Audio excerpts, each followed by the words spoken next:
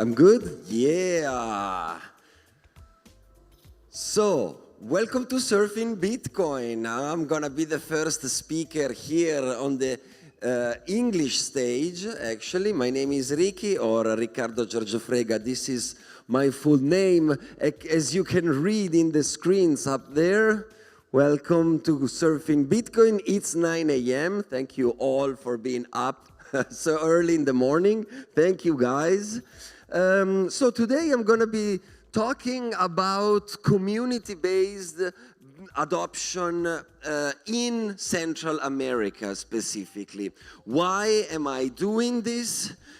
Because my name is Ricky, as I said, and here in front row there is my super talented partner Laura. And we have, thank you, bro. And we have this cool project called Bitcoin Explorers.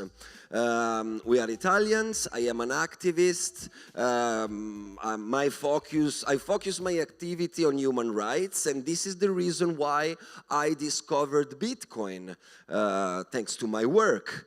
The moment I realized that Bitcoin is the most powerful tool to protect human rights and financial freedoms all over the world. In this picture you can see up there, me and Laura, we are in Santa Ana. Santa Ana is a beautiful colonial city close to San Salvador in El Salvador. And actually we are, the car you see, it's a 1998 Mitsubishi that we rented in Bitcoin in El Salvador. So this is better than a Lamborghini for us. Who needs a Lambo when you can rent a shitty Mitsubishi in Bitcoin? Nobody, right? While we were doing there, we were actually witnessing with our own eyes the Bitcoin law becoming legal tender in El Salvador. And this is the first trip we did. It was November, December 2021, so few weeks after the law was approved and Bitcoin was actually being deployed in the streets of El Salvador. This is actually a picture taken in El Salvador, but we did so much more than that. Actually, we explored 3 different communities in 3 different countries, all in Central America. The Bitcoin Lake in Guatemala, the Bitcoin Beach in El Salvador, we're going to talk about it very soon, and the Bitcoin Jungle in Costa Rica. Because as you can see, Bitcoin is happening all over Central America.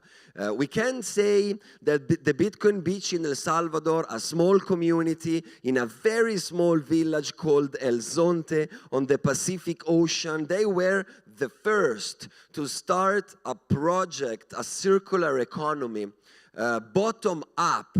So the people started this community in El Zonte, and then, only then, the government picked it up and made Bitcoin officially legal tender in El Salvador by decree. The other 2 communities, Bitcoin Lake in Guatemala and Bitcoin Jungle in Costa Rica, they are doing more or less the same. They are bottom-up adoption projects. They started very recently to do so, but in Guatemala and in Costa Rica there is no law at the moment. We'll see what's going to happen in the next few years, because Central America is a very closed environment. All the governments there, they talk to each other. It's something similar to a federation. All the countries are connected, so Bitcoin is spreading in the entire area very fast. The first time we decided to visit El Salvador, the reason why we chose El Salvador mainly was because we were home in Milan, and the law was already in place, but we were not happy with the kind of contents our colleagues were doing in El Salvador. Everyone was focusing on, for example, the Bitcoin beach. Everyone was showing how easy and fast it was to buy breakfast at McDonald's in Bitcoin in, for example, San Salvador, because you can pay your Macs or at McDonald's with Bitcoin in El Salvador. But we wanted to see more. We wanted to see if it was possible to live 45 days in El Salvador, all over the country, with no cash, no credit cards, only in Bitcoin. The question we wanted to answer is, okay, I get it. It's possible to pay in Bitcoin at the Bitcoin beach, but what happens if we go to the eastern part of the country, that is the most poor one? What happens in La Union, by far the poorest city of San Salvador? Is it possible to buy a couple of bananas at the city market, at the streets market? Was it possible? This is the question. And this is the trip we did. As you can see, we never focused only in the city capital and in the Bitcoin beach, but we actually took a 45 days trip all around the country with no cash and no credit cards. Was it easy? Was it possible? Not easy. Sometimes it was easy. For example, in this slide, you can see our first meal in San Salvador paid in Bitcoin. We had to ask a lot before we could actually eat, because that's the thing. The law is not mandatory. The merchants in El Salvador are not forced to accept Bitcoin. Is optional. So it's not that you cannot give for granted that every store, every restaurant, every place you hit is gonna let you pay in Bitcoin. You have to ask first. So for example, we learned straight away that restaurants were kind of accepting Bitcoin, but for example, hotels were not. Remember, we had no cash, no credit cards, only Bitcoin. So we had to call every hotel in advance to ask, perdona, ¿aceptan Bitcoin? Sí, porque yo tengo que pagar con Bitcoin. This was our workflow for 45 days to find a place to sleep. Our first meal in Bitcoin was great. That's a coconut in the jungle paid in Bitcoin. But that's the thing, you see? Someone is happy and someone is not. Someone is accepting Bitcoin and is advertising outside of his store, of your restaurants, that yes, we accept Bitcoin. And they take pride of accepting Bitcoin. But someone is not. Actually, ironically, that sign is from a store at the Bitcoin beach. So even at the Bitcoin beach, not everyone accepts Bitcoin. And this is very important, I believe, because we should keep in mind that Bitcoin is freedom, so everyone should be free to accept Bitcoin or not. So we said, not everyone in El Salvador accepts Bitcoin. You have to ask. But what happens when they do accept Bitcoin? Are those payments easy? Not all the time. For example, this is a screenshot from a Chivo wallet. Chivo is the wallet that the state made and that it's available for all Salvadorians. You need, it's KYC, unfortunately. You need a Salvadorian ID in order to activate the app. And the app is both a Bitcoin on-chain wallet and a Bitcoin Lightning wallet. But there is more. The app is also a digital dollar app. As you can see in this screenshot, there is a dollar sign right at the middle of the QR code. This is the interface in El Salvador, Salvadorian. They use this interface to digitally exchange dollars.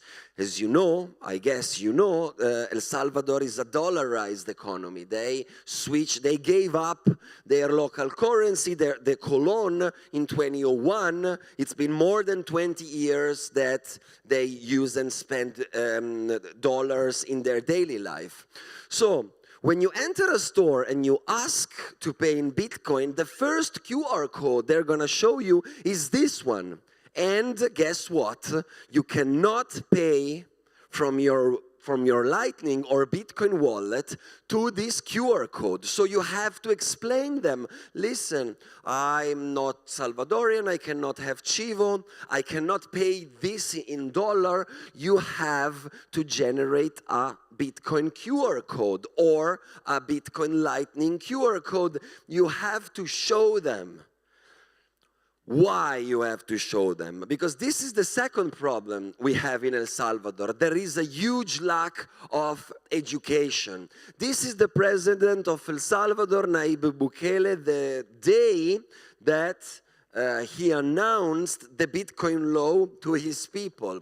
And you can see there is a $30 sign in the TV, and that's because El Salvador was giving $30 in Bitcoin to each and everyone Salvadorian on their first download of the Chivo wallet. So you could download for free the Chivo wallet, insert your ID number, and get $30 as a promo code, as a promotion. Now, keep in mind that the average salary in El Salvador is $300 per month.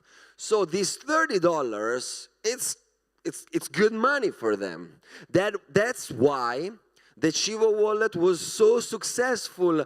Chivo is closed source. We don't have the data. But according to the government, they downloaded more than 4.5 million apps. El Salvador has more or less 6 million citizens.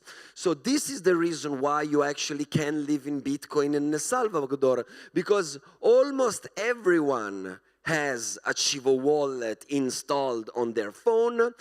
And the reason why they have it is this. Everyone wanted the $30 bonus, and they got it. The problem is that there is a huge lack of education.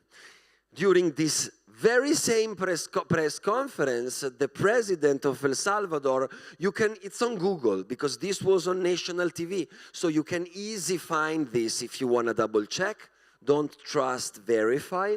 The president of El Salvador, in this very same press conference, he promised I quote, an army of teachers that would have, taught all the Salvadorians how to use Bitcoin.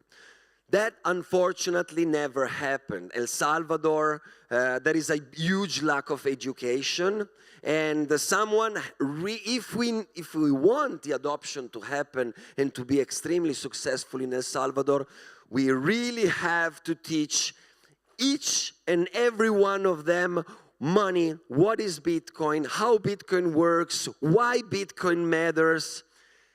And the state is not doing this at the moment. Thank God we have these guys, the guys of My First Bitcoin, or Mi Primer Bitcoin in Spanish. They are a non-profit organization, and they're raising money, and they are organizing the first, it's called Bitcoin Diploma, and it is the first course on Bitcoin for what we call medium high schools in El Salvador. And we witnessed the first diploma with our own eyes. They have to download a wallet. They have to use their seed phrase to recover a wallet. They have to do their first transaction. What My First Bitcoin do is real grassroots Bitcoin education. These guys are doing an incredible job in El Salvador. Of course, it's huge. They are teaching in 5/6 schools at the moment. They're doing their best they can. They are teaching the kids to teach other kids. The goal is to have very soon a domino effects. But we need hundreds of these courses in El Salvador. Possibly we need every school to have a Bitcoin diploma, because this is the only way the Salvadorians are going to really understand and learn how Bitcoin can be beneficial in their daily life. El Salvador,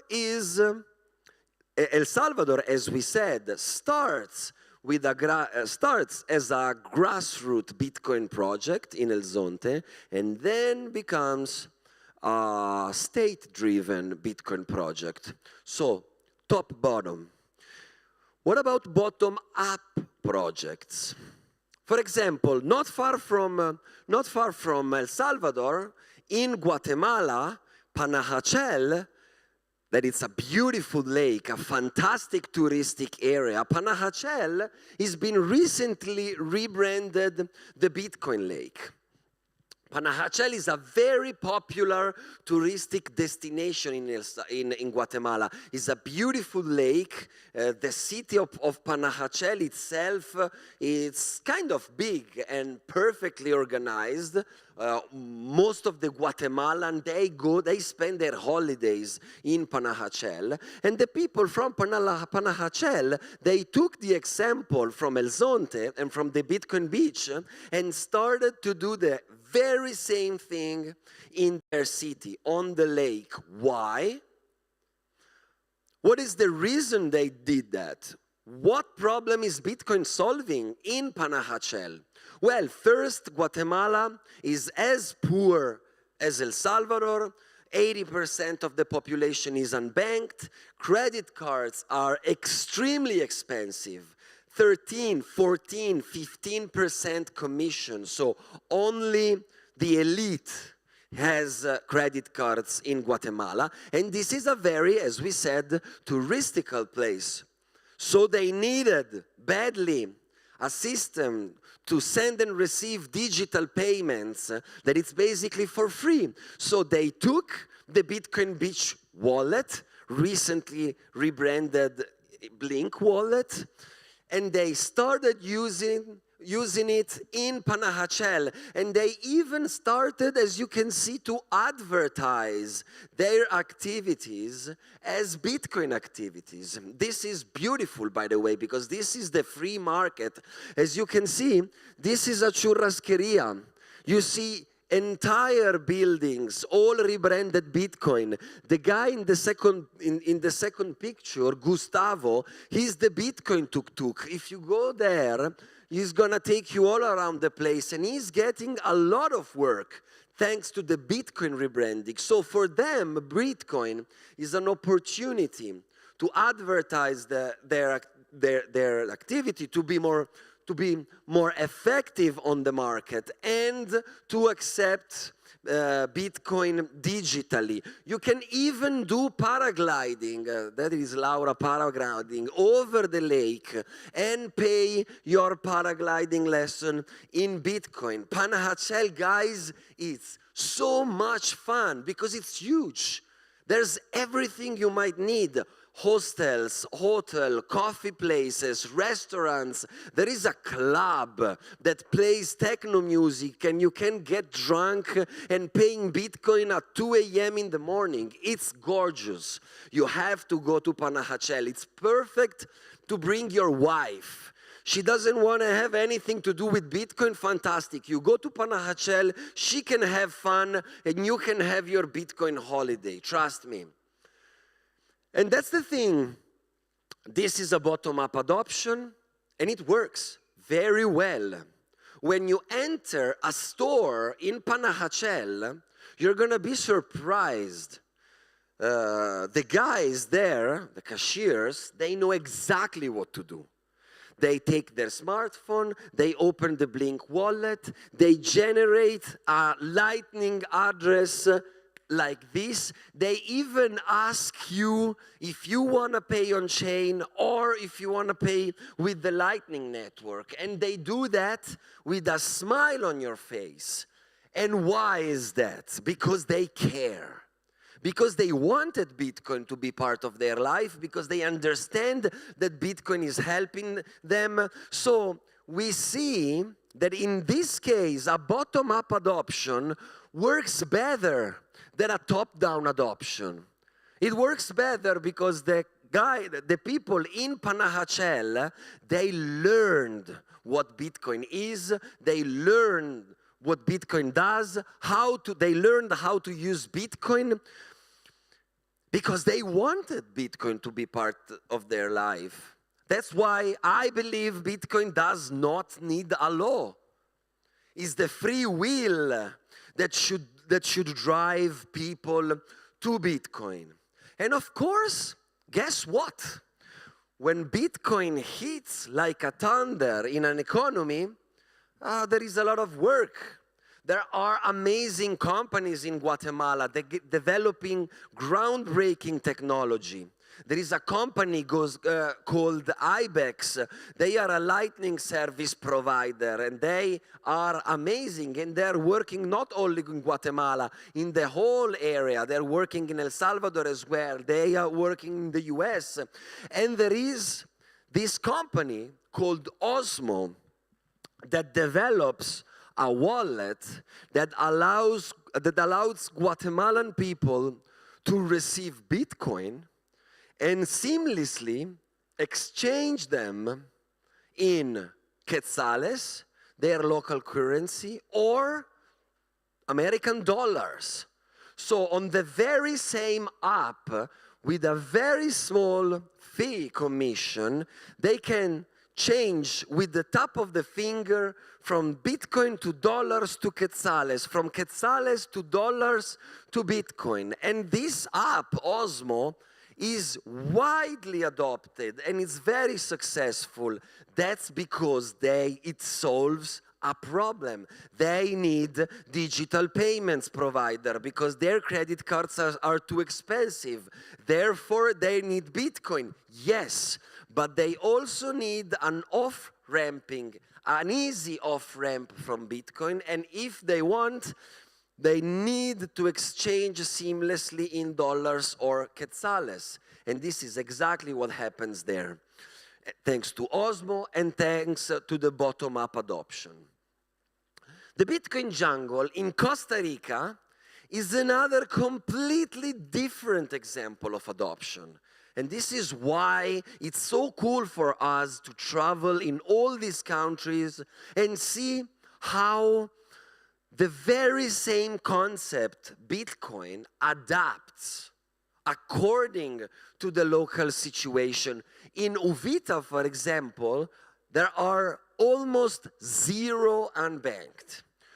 Costa Rica is among the most rich economies in Central America. Everyone accepts credit cards. Everyone has a credit cards. And especially in these areas like Uvita, the tourism there is middle high class. A lot of expats live in Uvita. Americans, Canadians, a lot of Canadians, European, Germans, a lot of entrepreneurs, digital nomads. They moved there. Why? Well, because it's a paradise, as you can see in the first picture, mainly. So, why are they using Bitcoin? Why, in Uvita, the community rebranded itself as Bitcoin Jungle? Because in Costa Rica, it's very hard to off-ramp, to exchange your Bitcoin in local currencies. Is not allowed. And because in these areas, a lot of people has Bitcoins. because they are digital nomad, and a lot of digital nomads have Bitcoin. So in this community, the guy that started everything had a problem. I have Bitcoin. I want to spend my Bitcoins. I cannot exchange my Bitcoin in local currency or dollars. Costa Rica as well is a kind of a dollarized economy. They use both their local currencies and dollars. So I have Bitcoins. I want to spend my Bitcoins. I cannot exchange them in local currencies.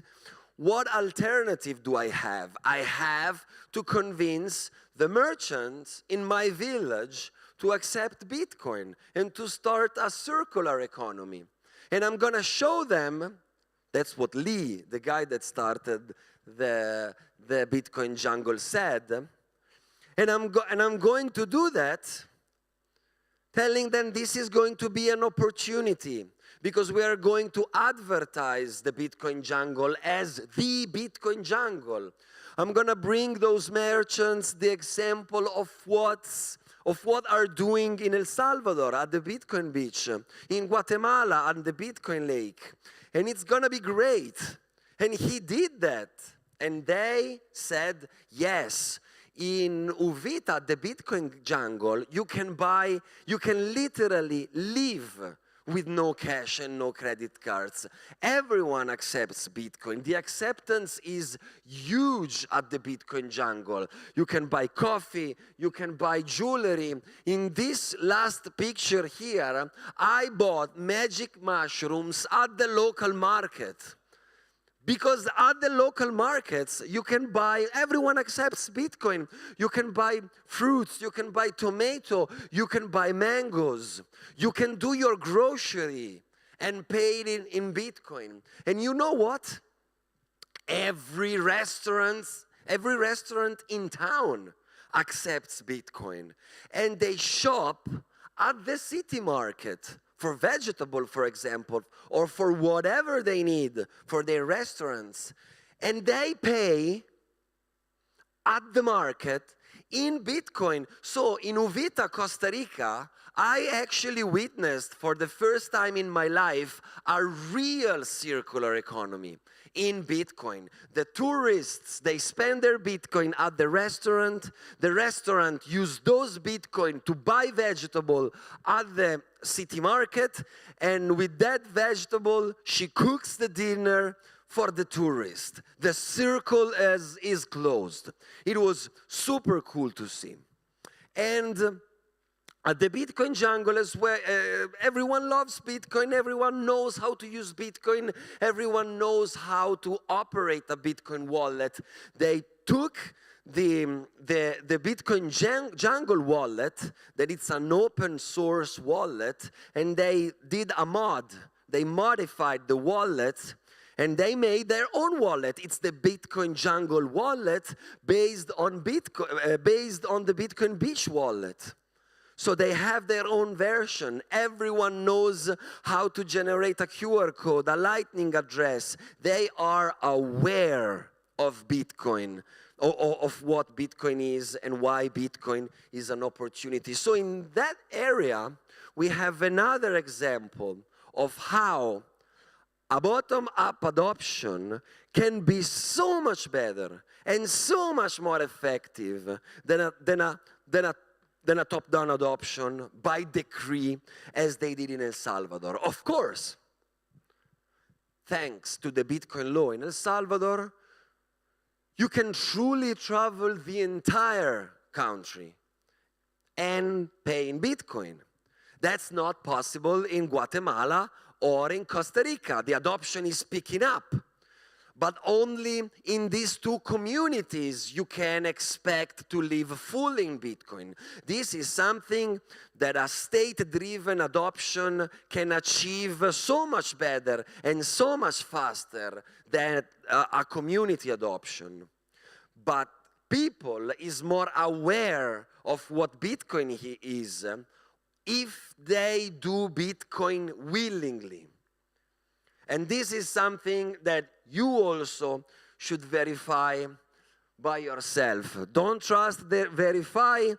We are the Bitcoin Explorers. If you want to learn more about our trips in Central America and the next trips we are about to leave for the Middle East, we are on Twitter, we are on X, we are on Instagram, we are on TikTok, we are on YouTube. Thank you very much.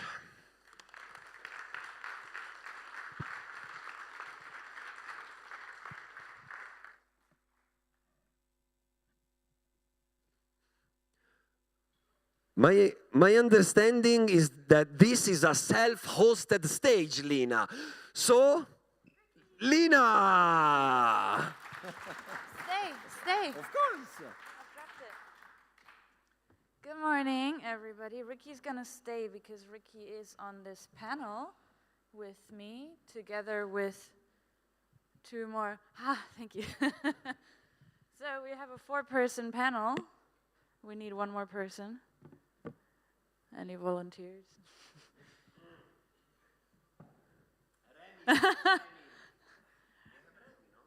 Let's ask Remy. Remy! Yeah, maybe he had a boating accident. I thought I saw a boat on the water yesterday that had a Bitcoin logo on it, and then I thought maybe I'm just too much of a Bitcoiner and just a boat with an orange sail. Okay, so we know he's not drowned, so he is somewhere. Okay, well, I'll come closer to... Joe, you want to... Okay, Joe is going to... Thank you. Joe is going to... Thank you, Joe. In the meantime, we can just get started. Good morning. Good morning. Yeah, Good morning. He's going to join instead. Yeah. You've just been in El Salvador. I just came back from El Salvador. It's beautiful, right? It's beautiful. I am massively jet-lagged. But that's all right. I was taken aback by more than anything else, the nature. Nice, the yes. raw nature. Yeah, wild. Untouched nature. Unbelievable. And within an hour, you're from the mountains by the sea. Absolutely beautiful. From the lake to the coffee plantation. It's such a small country, the smallest country in Central America. In 4 hours, you can literally drive everywhere.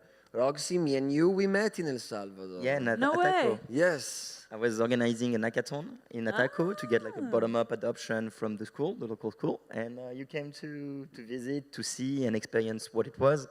Because, so what we did in El Salvador basically the last year was trying to convince a school to learn about Bitcoin, then set up their first Lightning node, ATM, and from there get a gaze-a-thon campaign. Here we have it. We were worried. And the idea with Ataco was to get something different from Bitcoin Beach, because Bitcoin Beach, like you said, was kind of forced, where we wanted Ataco to be by the students, for the students, and not for tourism. So it was really a different approach. Nice. So we're already getting into our topic, which, okay, let me actually start off properly. So just to quickly introduce myself, I'm hosting this awesome panel. I'm Lina. I'm the creator of The Little Hodler.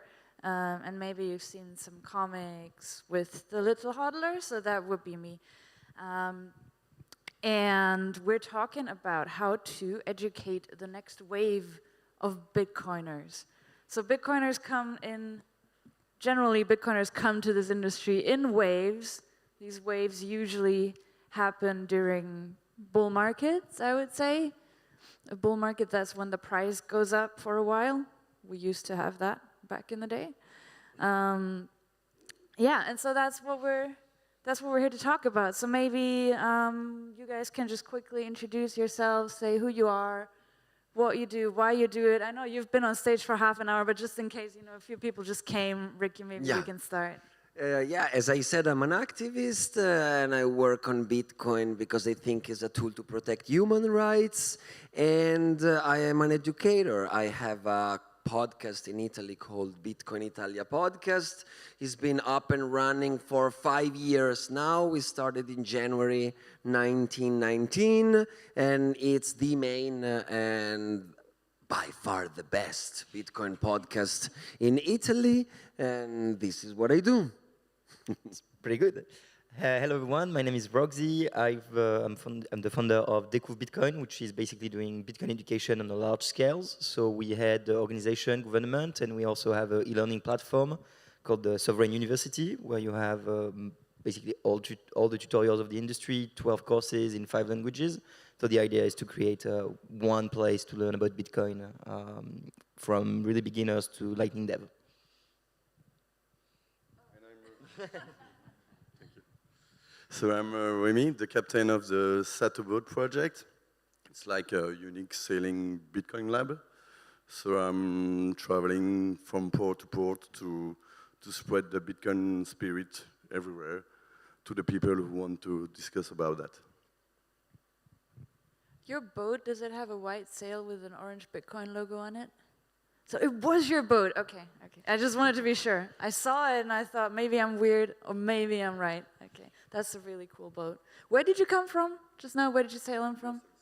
Brussels. How long does that take? It depends, but around 1 month to sail from Brussels to here. That's actually kind of cool.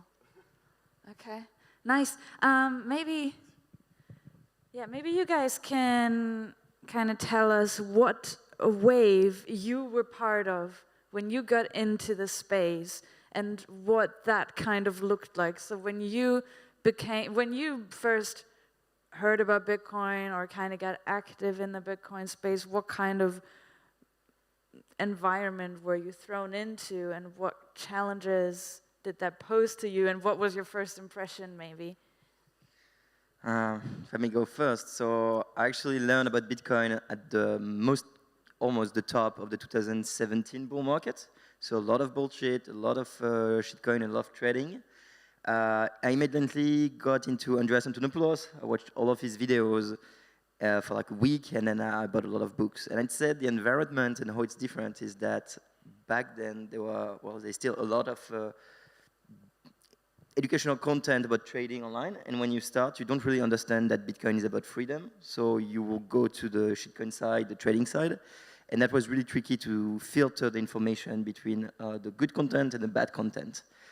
And even though Andreas was a really good mentor, you could get confused, and if I need to think about what is the environment right now in a bear market, the people that would come, it's going to be so much easier to get like Bitcoin-only podcast in any language. There's content in Italian now, there's content in French, which was not here before.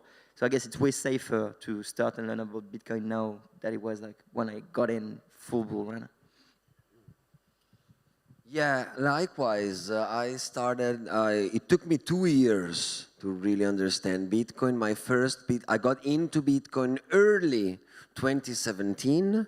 So I was a Bitcoiner for 6-7 months during the all-time high of December 2017, and I thought, I'm never gonna work again in my life. This is it, it's going up forever. Lucky me. That's it. I scored. After 2 months, it was what, 2K, 3K? So that was painful, but very, very educational, because you learn a lot in bear markets. You learn you learn that the price is relevant, but that the protocol is more relevant. That Bitcoin is not an asset, is a technology. That Bitcoin is something, that Bitcoin is math. That Bitcoin is a tool, and that everything else is noise. So the truth is that we need bear markets, and even if volatility is not going to be here forever, Bitcoin is going to be way less volatile in 10 years because it's going to be much bigger than what it is today. Though these cycles are what makes you strong and what makes you learn. Agree with that. I'm like a newbie in this game. I discovered the crypto world in 2020, so quite recent. And I put all my energy since 1 year now with the project, 1 year and a half. So I don't have a full cycle. I didn't live a full cycle, so I don't have the, how do you say that, the feedback, or I'm not really peaceful about that right now. But I'm quite confident because when you start to read, to learn, to speak with people, you think that you understand things. You are not all the time sure, of course. You have to live that to be more sure. So voilà. No, I think that's good actually. It gives us a few different perspectives. You know, for myself, and I very much related with your and because I'm also 2017 wave child, right? So you kind of get in, and then yeah, you kind of get in. Not a cult, yeah. Kind of get in. It goes up. You feel like a genius. It goes down, and then you're kind of stuck. So either you panic sell and you go, or you're like, okay, I'm kind of like in it now, and you have this hope that it might just recover, and then you spend that time learning. And then I also found Andreas Antonopoulos as probably one of the biggest educators of that. Was still one of the biggest educators. Just wrote amazing books, very easy to read, I must say. We actually need Andreas back. The conference that is gonna make Andreas Antonopoulos come back to Bitcoin education publicly is gonna win it all. Not gonna happen. What could be fun is, like you said, if Bitcoin volatility go down because the price kind of stabilize and we don't have those big circles, then the emotion when we learn won't be as deep and maybe won't forge people. And so I'm trying to guess what education would be, for example, in 10 years. And I'm thinking it's going to be boring. Like Bitcoin education is going to be boring because we'll have so many books, so many podcasts, so many courses at university, high school level. We'll have like a small courses on Bitcoin if they follow the path of El Salvador slowly by slowly. And so I'm guessing like at some point study Bitcoin won't be because the price go up or down, and just be like, all right, I'm going to take this material at school. They're going to teach me about Bitcoin, and I'm going to check a podcast to learn more. And I'm wondering if in the long term we'll still be like, oh, remember when you first discovered how it was like a roller coaster of emotion, and be just like Bitcoin is boring, is when education is like so global that no one cares that you do education. It's just like your local teacher. That'd be nice, though. In a way. Yeah, I'm not saying it's bad. I'm just saying it's going to be different when in 20 years we talk about Bitcoin and people say, yeah, it's like learning math. It's boring. You're just a Bitcoin teacher. Yeah. Normalize it. Yeah, because we kind of already started talking about this a little bit. And you mentioned this actually. Like it takes maybe a whole cycle for you to find some sort of inner peace, let's say, because you realize, oh, this is how Bitcoin works, and you had some time to study it, you had some time to familiarize yourself with its workings, and maybe you then gain that confidence in the math of Bitcoin, in the game theory, and in the way it works. But that time frame can be very stressful, right? And there's a lot of things that can distract you, weird altcoin projects, exit scams, FUD from the media. Like maybe we can start with you, because you said you have these moments still where you like that maybe affects you more than you would like. Maybe you can say how you're dealing with that, how you're coping with it, and then you guys can also jump in and say how you maybe overcame it. That'd be great. Yeah, I think you need to practice. It's a little bit like sport.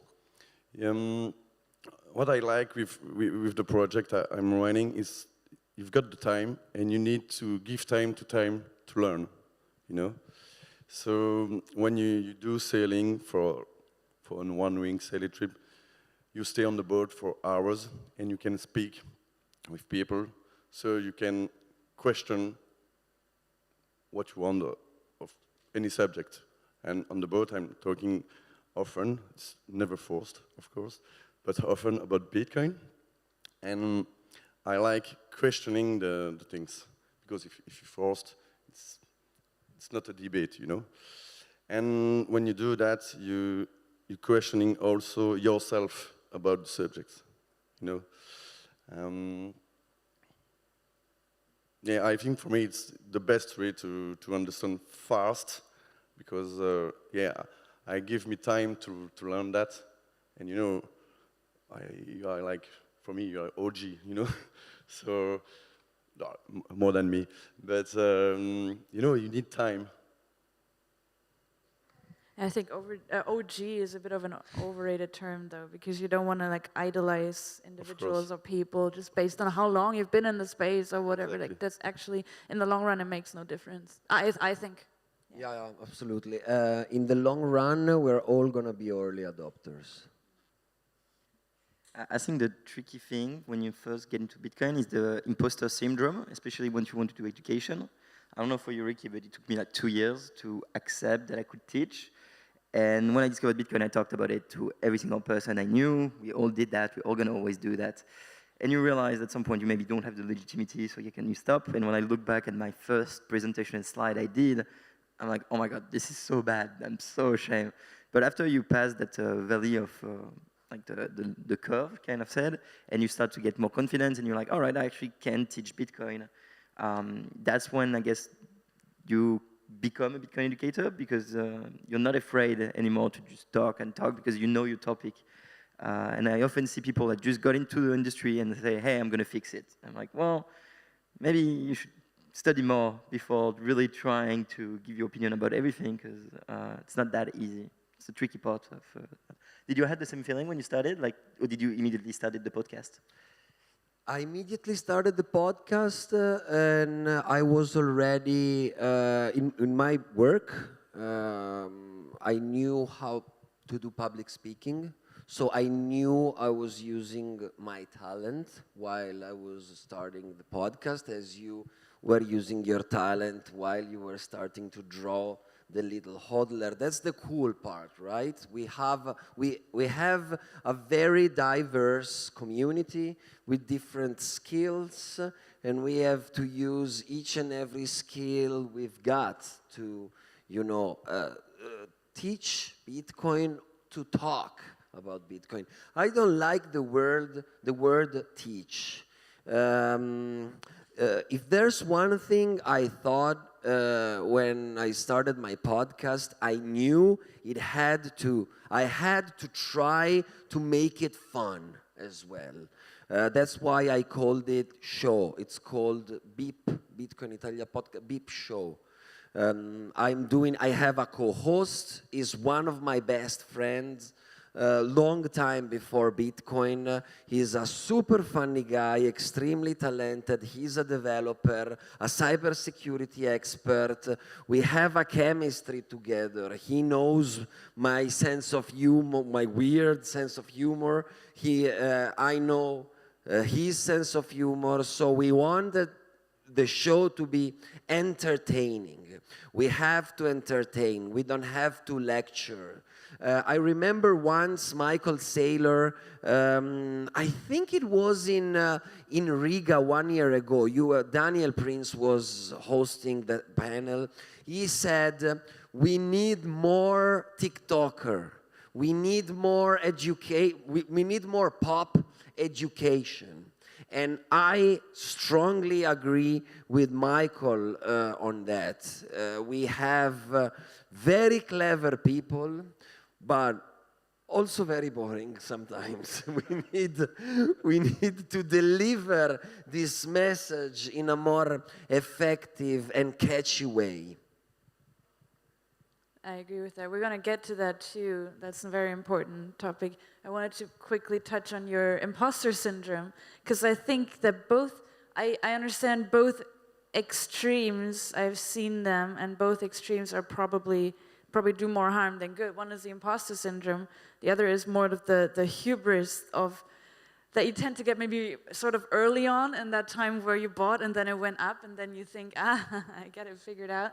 That's the time when you tend to overestimate your understanding, because there's way more to Bitcoin than meets the eye, right? And nobody ever really stops learning, and there's always going to be somebody who knows more than you about Bitcoin.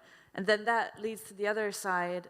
Doesn't lead to the other side. Then you have the other side, which is the imposter syndrome, where you think, I am not qualified to talk about this, because, oh my God, look at this guy. He knows so much more about that.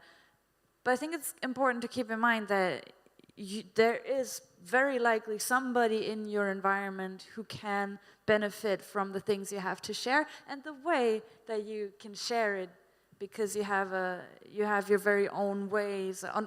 you have a boat that is, I still think that's so cool, to convey information, to maybe start conversations, and just, you know, as long as you kind of keep that self-awareness.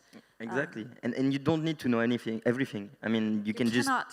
Yeah, that's true. But also, you just talk about Bitcoin, and then you give him access to podcasts, to experts, and you're like just putting the seed. That's what you're supposed to do when you want to teach or show about Bitcoin to someone. Is really just he just need to get the seed, or maybe the water for the seed to grow, because he already understands that there is an issue in our system, in our society. Bitcoin is the solution. He doesn't say it. You just need to open one small door, and then he will just jump in the rabbit hole himself and study by itself. You don't need to teach him everything. Other people will do, and it's more about a small push in the back, and anyone can do it. And Remy has started doing it, and even in QQ sometimes, now you can just like orange peel anyone, and you're good at it. Yeah, and I totally agree with you, Ricardo, and I don't want to talk about the next speak, but I like thinking that we need to create more links between art and science. You know, when we talk about educational, it's mainly technical often, how to put your key, blah blah blah blah. You know the story. But I'm pretty sure that if we want a mass adoption, we need to talk through art or that kind of thing. If you think about the Renaissance, like with Da Vinci, it's a mix between both of this domain. So we need more artists, so we need to talk after. But no, but it's one expression, you know, art, it's an expression that pass all the limits of language, you know. It's like a universal speak, like mathematics also, but it's more complicated for all the people to understand that. But art, you can paint, you can whatever draw, you can sing, you can sailing also. There's a way of making it accessible, right? Because as you say, oh, here's how you set up a wallet. That's kind of a dry topic, let's be honest. You have to kind of open the mind up to then create that interest, I think, to then actually want to invest that time and that effort and that brain energy to kind of get into it, right? Yeah, no, I want to follow up on both ideas that basically we need to make Bitcoin education fun. You were talking about TikTok, he's talking about art. It's like, how do we teach? And downloading a wallet and scanning a QR code is boring. No, if you add LN bits, you can say, hey, if all the people in the classroom scan the QR code, an image show up, a game could be played. There is like an integration of Lightning with Minecraft. All the kids love Minecraft. You teach them economics through the game of Minecraft. And that is just a fun way. And I'm afraid that if we don't push for fun, pedagogical, kid-oriented things and games, we end up with like a boring teacher doing like a presentation on the screen, and the kids are not going to get it. Well, we could really try to change the way we teach Bitcoin at a high school level into something like really fun. And I think that hasn't been pushed enough. In El Salvador, we are trying to do it, but it's still really a bit boring. And yeah, we just need to get more games, more drawings, more interaction when we try to teach. It's also so very early. Yeah, that's true. So we need time, it's a learning process, and we need more people. So the more we are, the better ideas we've got, the more skills we have. So our community is going to grow so much faster in the next few years. We are going to get more people, and we are also learning. And you know, even in what we do, content creation or art or sailing, it's a free market, right? I don't think we have to push anything. It's going to be more effective. Why? Because people want to learn and have fun and be entertained. So those kind of contents eventually are going to become more popular. So it's going to happen. It's very, very early. And we also have to keep in mind that what we are doing, is not going to last forever. It's just in this very first era that you need someone like us. in the long run, Bitcoin is going to be so easy and so deeply integrated in the technology that everyone is going to be using every day, that at that point, nobody would need to study how Bitcoin works. Exactly like nowadays, nobody needs to learn how an email works. And even our community, we call each other Bitcoiners. There's no such a thing as the interneters. So when Bitcoin is going to eventually succeed, we're going to be long gone, forgotten. Dude. No, but you're right? And I think it's something that you tend to hear a lot. It's a temporary job. When the job is no longer needed, that's when we won. Yeah. And I personally actually also have a bit of not a problem, but we tend to hear, oh, we need to work on education. Education's our biggest problem. But I think that's skipping a step, and you all mentioned that kind of already, because I cannot walk up to my neighbor right now and educate them on Bitcoin because they would not be listening. So there's a step before that. You need to create that interest. You need to open their ears to it, right? And I think that as educators and content creators is at least as big of a challenge and as big of a task for you as the actual education, as the actual content. So maybe you can talk a bit about how you achieve that, what ways you've tried, maybe what has been the most effective channels of communication, types of content that you're using to do that. And maybe for Ricky also it would be very interesting to know, because you and Laura, you travel so much, perhaps you see differences in different locations as to what works and what doesn't. Yeah. There is no such a thing as one size fits all in Bitcoin. And that's the tricky part. When you talk to someone about Bitcoin, you have to kind of understand which angle you have to use first. Someone is looking for the financial freedom narrative. Someone is looking for human rights. Someone is looking for pure code and technology. Someone else, Bitcoin is so many shades of gray that it's very hard. What I did is, to be honest, focusing on what I loved and what I knew to do best. And this is something nobody should avoid. You always use your skills. Always use your talent. If you are talented in something, that's the thing you should do. So be conscious of yourself. And then, as we said, try to find the way to make your content appealing. And for example, the Trips and the Bitcoin Explorers project, that started because me and Laura wanted to do something and travel, and we said, listen, people like travels. People love to discover new exotic countries, to learn about new cultures. Depends. Not all the time. Not all the time, but that's the thing. You can never pretend to talk to everyone.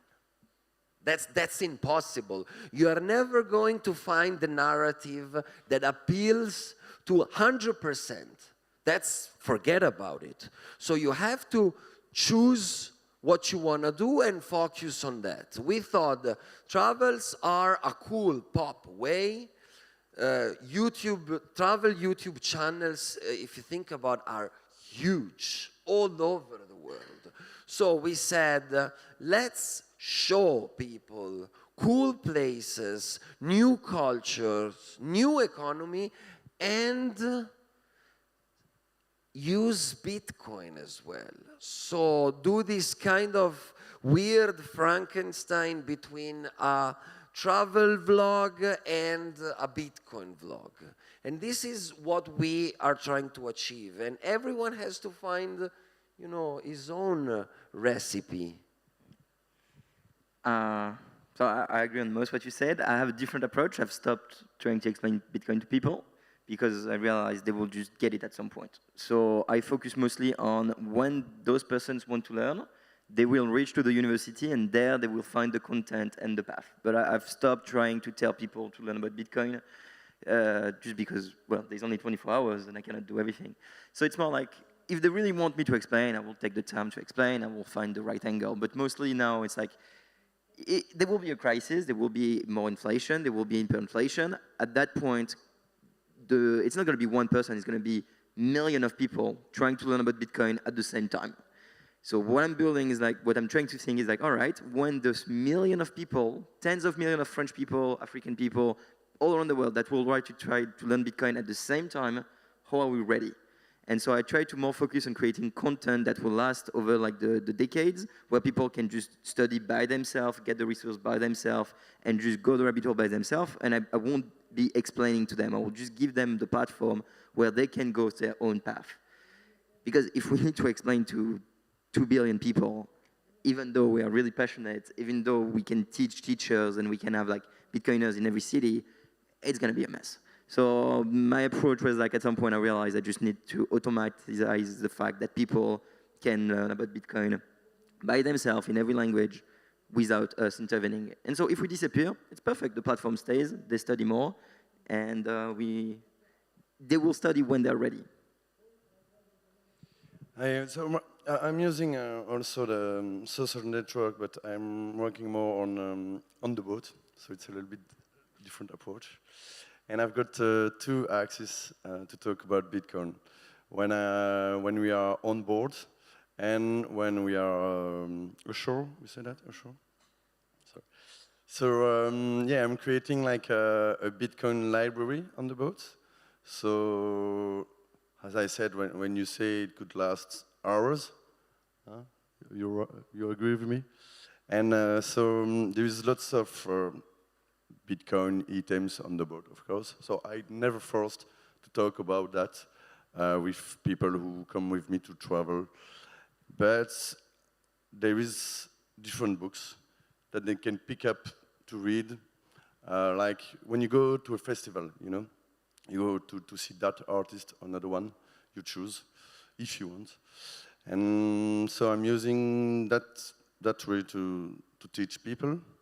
And what's interesting on the boats is you've got hours to discuss, but hours. You know, when you're on a bar and you want to discuss about Bitcoin with someone, it's like you try to put a seed in 10 minutes.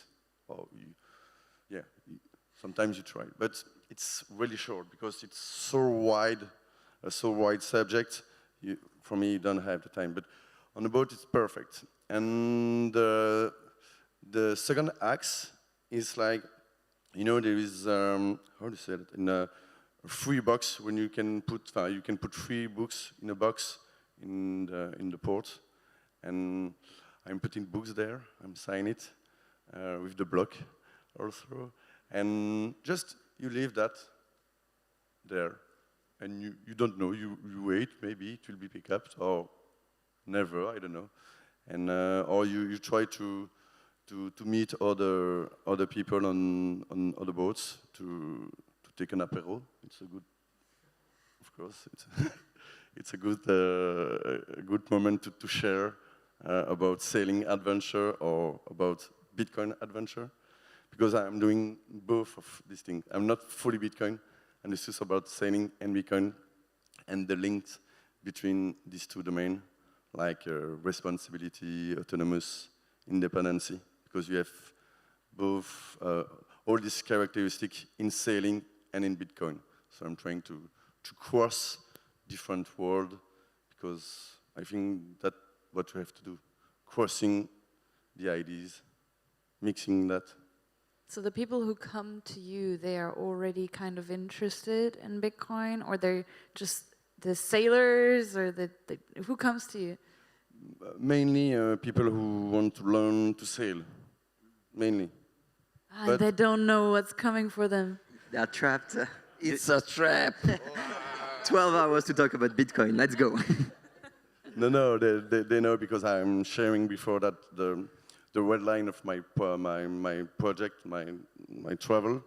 So they know that it's a Bitcoin boat, but they don't know what it is. You know, I've got a node on the boat. So, what is a node? You know, blah blah blah blah, and you start. That's pretty cool. So I think we pretty much have a consensus here that you can only educate those who are willing to be educated, and there's only so much value in trying to force that openness onto people, because in the end, you have to be willing to learn before you can actually start learning, because it's such a huge topic. It's such a, it touches so many points in life, and if you try to force people to start listening to you about Bitcoin and they're not quite open to it yet, and then you start talking, you very quickly start sounding like a cultist. Yeah, and that's where it comes from, you know? Which is weird. I just thought of, why do we force education and politicians and regulators then? We just all four agreed that people will learn Bitcoin when they want. We don't force it to people, and yet every single Bitcoiners at every stage, every conference say, hey, we need to do more education to the regulators. We need to go talk to the politician and explain them Bitcoin. So we're basically forcing on the system to learn about Bitcoin what it doesn't want. And yet we tell to the plebs, just, yeah, learn whenever you want. It's a kind of weird paradox. I don't know if you ever thought of that. Yeah, I agree 100%. There is an article, Ray Seinfeld, the CEO of Breeze Wallet, wrote that. I think he is one of the brightest minds we have in Bitcoin. And in this article, he says, Bitcoin is not going to win thanks to his ideology. Bitcoin is going to win for his utility. Missionaries are not always welcome. And I 100% agree with him. We need more apps with Bitcoin inside, not more Bitcoin apps. The protocol has to solve a problem because it does solve a problem. It transfers value instantly using the internet in a safer way than the legacy system. And that is huge. And this is how we win. We are not going to convince 8 billion people that fiat is the scam that it is. We are not going to convince, we are not going to turn them into freedom fighters on anarcho-capitalist or ultra-orthodox. No way, that's all crap, bullshit. We are not, you are not gonna make it, period. Nobody cares. Nobody cares about anarchy. Nobody cares. We win because Bitcoin is useful, and that's it. That's true. That's also a realization I had at some point, because I don't really like confrontation, and I found myself in these conversations where people would very harshly question, because it was Bitcoin's reputation was kind of like kind of murky, kind of shady, and then they're like, "Why are you in this space? Like, are you like what are you doing there?"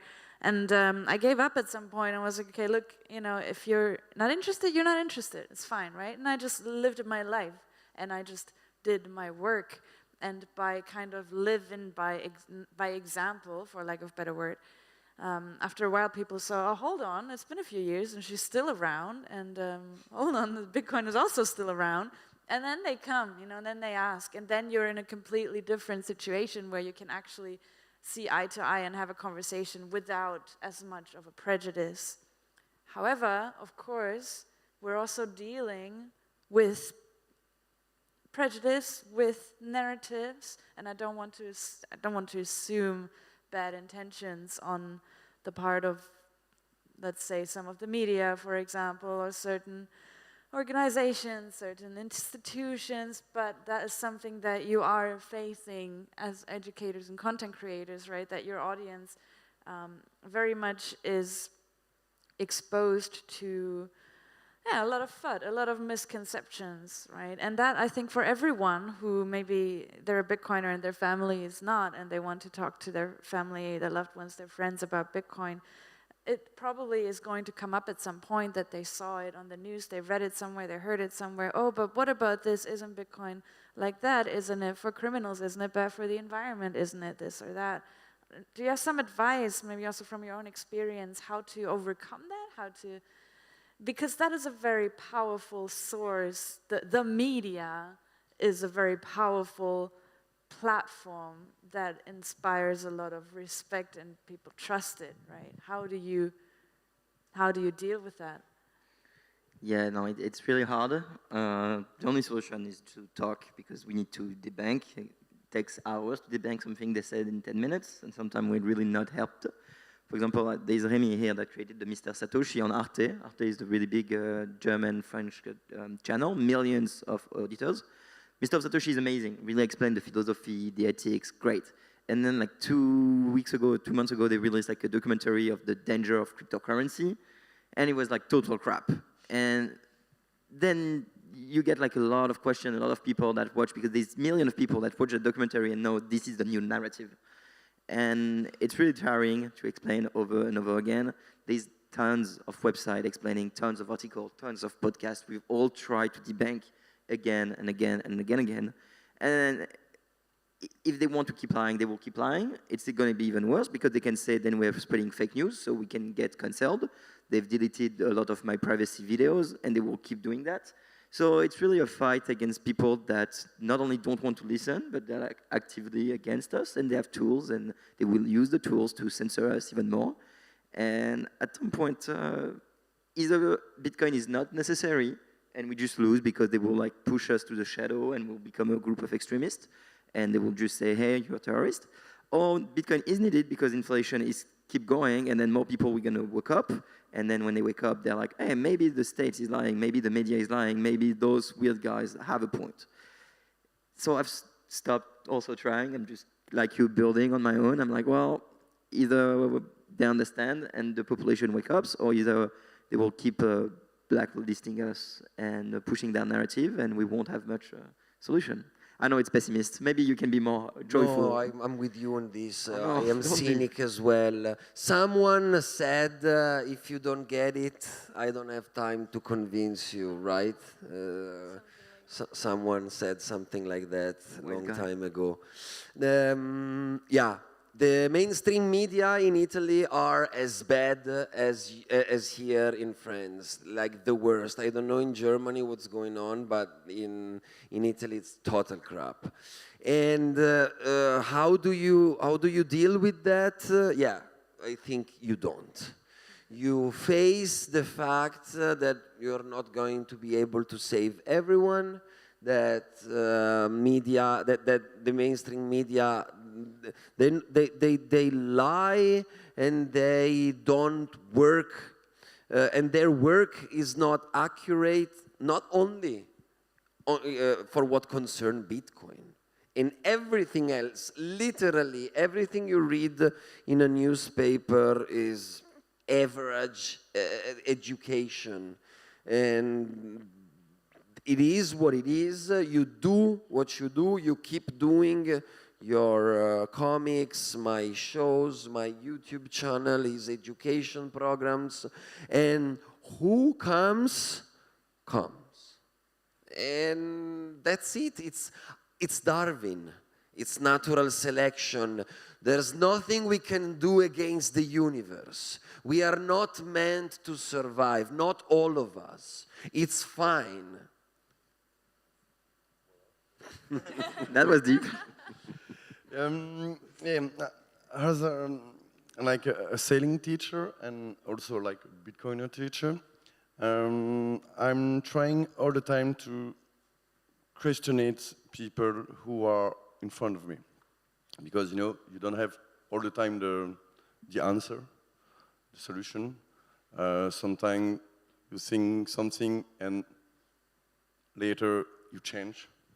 So yeah, I'm trying all the time to ask like, I prefer to talk about sailing because you know, if you are here, you know a little bit about Bitcoin normally. So it's like you have a rope, you need to make a knot to hang the boat. Why are you doing that? The question is, I need to know how to do the knots, or it's because the boat could be pulled out from the pontoon. And you need to understand why you're doing things. And to understand why, you need to question yourself or other people. And so I'm trying all the time to not deliver a truth, because what does it mean? You can speak wrong, literally, often. Not too often, you're trying to not too often. But yeah, questioning yourself and the person you are in front of you. It's like the dialectic in antique Greece, blah, blah, blah, you know, questioning. Right, okay. So because we're almost at the end of this panel, I would like to close with one last question. If you can think of one, maybe you can share one very nice experience in your journey as educators that you've had, maybe a very nice success moment or something that just stuck with you in your work in the past. Anyone? I go first. I have one. Okay, go. We are in El Salvador, Santa Ana. The first trip we did there, we stayed more than 3 months. And since El Salvador is so beautiful, we were supposed to come back and move on. After 45, 50 days, we decided to stay 1 month, more than 1 month more, to study, to work from Santa Ana. So we booked a hotel room in Santa Ana for other 45 days, and we just stayed there, working from there. And there was this Comedor Popular. Comedor Populares are the restaurants for the people, right? Very cheap food, good food, but very cheap food. And they were accepting Bitcoin. And we were going there a lot, and they had Chivo.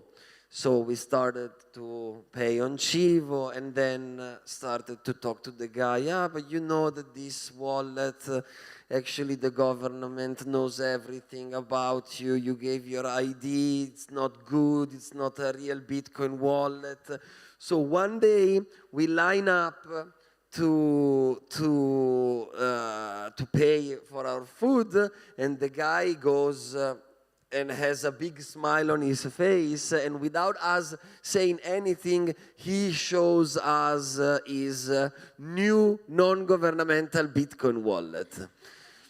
And he was super proud to do his first transaction on a wallet that was not a Chivo wallet. So those are those moments where you realize, no, just by spending sats, you are making education spend your sats. Jesus. Yeah, for my part, same in El Salvador. So I just come back from 1 month there to help the government and do Cuba Plus, which was like basically took 20 students from university that were learning programming, and we did a Bitcoin Lightning boot camp for them, really intense with Jimmy Songs, Lisa, and a lot of other Bitcoiners and dev.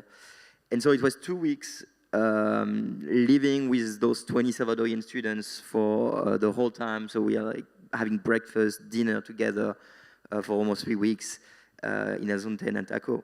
In San Salvador. And at the beginning, they were kind of shy. They didn't talk about El Salvador much. Bitcoin, they knew about it, but they were studying, they were learning. And by the end of the 2 weeks, when I did the last interview, because I did the interview at the beginning, the middle, and the end, almost 15, so 3/3 of the students told me that this bootcamp changed their life and they will work on Bitcoin their entire life. They all realized how big of a change it was for El Salvador, and how this bootcamp gave them the opportunity to get a job in the industry and understand that that's it. There's no going back. It's going to be Bitcoin or nothing. And right now, half of them just got Bitcoin jobs. The other will help us in El Salvador. And so just seeing those students going from, yeah, Bitcoin is cool, I'm just gonna learn a bit more for 2 weeks, to, all right, Bitcoin is fucking amazing, we need that. If that fails, we're fucked. We have the chance to change the world, and El Salvador is gonna lead. Show them something amazing. And they all want to become entrepreneurs now. Well, before they were afraid because of the gangs. They all want to work and build. Some of them want to become Bitcoin core. And so he has the skills to do it. So it was really pleasing to see that they have hope again and they believe in themselves. Well, before they were just afraid because of the violence they had their whole life. So yeah, Bitcoin moment. For me, it's more a really funny moment. I was in Lagos, south of Portugal, and I was on a shipyard to fix things on the boat. So after an whole day of working, I was totally dirty. So I went to the shower, simple like that, and there were 3 guys in the shower, and I don't know how. I don't know who pushed the subject, but we started to talk about Bitcoin. So we were there, half naked, just talking about Bitcoin for 1 hour. And I'm still in contact with Rob. So he's a sailor too. So now we discuss about Bitcoin and sailing all the time. So I'm so happy. So Rob, if you see this live. Love it. Thank you so much. Yeah, we're out of time. Thank you very much. Thank you. Thank you. Thank you. Thank you too. Do we have time for questions or no? I think we are out of time. We're super professional. Someone has the book with the schedule so we can know? Who knows? Well, because it's Joe, do you know? self-hosted, there's nobody to tell This us is a either. self-hosted stage, so if you, that's Self-governed. it. But No. Joe is on the way. I Joe think he's is gonna... on the way. Yeah, we need to get out. He's All kicking right, us all right. out. Okay, guys, it's time for Joe you. Nakamoto. Joe. Merci. Can we have another round of applause for that wonderful panel? That was really good, guys. Really, really good. Lena is staying, and I think Phil, there he is. Love to welcome him onto the stage. Thank you so much, Ricky, wherever he's gone. Do you want to take a quick break, just to get a glass of water or a coffee or anything? Or are you happy to just power straight through? I'm good. She's German. How could I forget? Brilliant. We'll just wait for Phil to come up here today. My name's Joe. Hello, everyone. Can I get a bonjour from everyone? Bonjour. Hey, great. Yeah, come on. It's a beautiful place. It's spirits. And we're here to talk about Bitcoin. I'm a journalist, and I like to make silly videos and more serious videos about Bitcoin around the world. And I'm really happy to welcome you to the panel, which is about to appear on the stage. There it is, and which is how to spread the Bitcoin ethos with words and art. Before I introduce the lovely panelists, who knows what Bitcoin is in the room? Just raise your hand. Do you know what Bitcoin is? Good. Who knows what the Bitcoin ethos is? Keep your hand raised. None of the prince's kids have their hands raised. This is disappointing, Daniel. Yeah. And who knows what Bitcoin art is, or who's seen some Bitcoin art? Good. Okay, so we've got, this is for you guys as your survey before we start. I've used Bitcoin in 14 countries so far this year, so I'm certainly up to speed with the Bitcoin ethos and spreading it. But when I was 14 years old, I wanted to do art to GCSE level, which is the point where you choose your subjects. And my art teacher spoke to me and then spoke to my parents and said, maybe Joe's efforts and talents would be better dedicated to the humanities or maths. So unfortunately, I can't speak about art in general, which is why we've got Lena here to speak about that. So with that out of the way, Phil, who are you? Where do you come from? And please, could you share with us your favorite piece of Bitcoin art or literature? Just as an intro. Yeah, sure. So I am Phil Champagne. I'm the author of the Book of Satoshi and Bitcoin versus Altcoin. And I came into Bitcoin in 2012, and I was passionate reading the white paper and everything about it, and obviously the writings of Satoshi. And I realized at that time it's just amazing that the guy left, decentralized the ownership by leaving, and all we had was his writings, and that it'll be history as more time would pass by, the more historical those texts will be. Awesome. You didn't answer my question, Phil. What's your favorite piece of Bitcoin art? Yes. Or Favorite piece. or one you'd love people to go away with? Of course, can you show the book, by the way, the book of Satoshi? Yes. Yeah. So the English version. Oh, fantastic, yeah. Has anyone read this book? Good. It is fantastic. And if you ever wanted to know what Satoshi was like, I think it's the best way of getting to that level. I read it a few years ago and was actually really proud and delighted to share the stage with you today. And this is the French version. Fantastic. And the new book, Bitcoin versus Altcoins? Yes, just released a few months ago, and it's basically gives the battlefield where we know who's winning. Is that the TLDR? Bitcoin is winning. Okay, good to know. So is that your favorite piece of Bitcoin literature or art? Well, I would say in terms of literature, there are two pieces from Satoshi himself. One of them is about the Byzantine generals problem, and because that's on the software aspect, a very top topic in terms of software, but also in other parts, he covers the financial part of it when he's talking about how it compares with gold. Is imagine a metal that is boring, gray, doesn't have any useful, does not conduct electricity, but has one property and it can be transmitted over the wire. And so these are two really big, for me, those major, to me, are the major points that Satoshi shared. Okay, thank you very much. Yeah, that's a great way of answering the question, actually. Very humble. Okay. Next up, Lena, who you all know by now. Lena, how many presidents, world leaders, prime ministers have you given the little hodler to just this year? Just this year? Yeah. And in general, actually, as well. I want both questions, both answers. One. One, okay. And in the history of the little hodler? One. Really? Well, hold on. I've only met one president in my life, Like there's. Or country leaders, or I don't know. Hold on. What are you?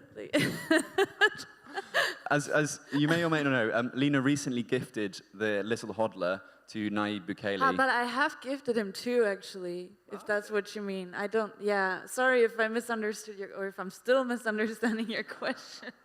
I'm a journalist. The it's thing normal. is, most presidents are not interested in Bitcoin, I fear, and I'm not, therefore, are also not interested in my plushies, right? But yeah, I have met him 2 years ago, almost 2 years ago in Istanbul, to give him a hodler, where actually he asked me if he can get a hodler, and then he said, "You're in Turkey, right? I want one. I'm gonna be there for like 2 days. Can you come?" And then I brought him one. And then this year I said, "I'm coming to El Salvador. I have this really cool new one. Would you like it?" And he said, "Yeah." So then that's how I gave him 2 hodlers, but yeah. What I'm taking from this is that you are in the president of El Salvador's DMs. Perhaps, yeah. Wow, okay. I mean, that's phenomenal, firstly. I think it does deserve a round of applause, by the way. But what's your name, where do you come from, and what's your favorite piece of Bitcoin art or literature? My name is Lena. I'm the founder of the Little Holder. Oh, no. I come from Germany. I haven't lived in Germany for over 9 years now, actually. I finished school.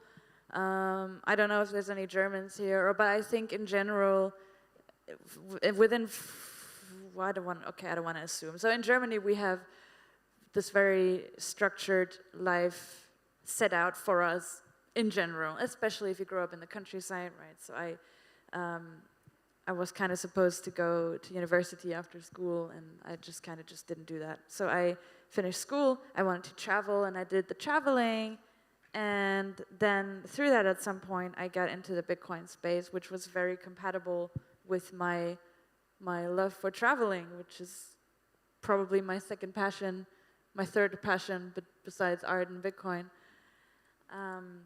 What was the question? Sorry.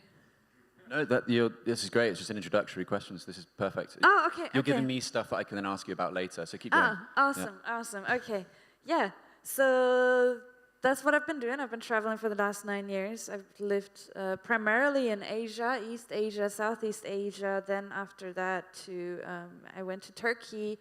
Now I am very, very interested in the Latin American part of the world, actually. So. Yeah, and somewhere along the way, I started doing Little Hodler more randomly than anything else. It just started as a hobby, then became a full-time job. And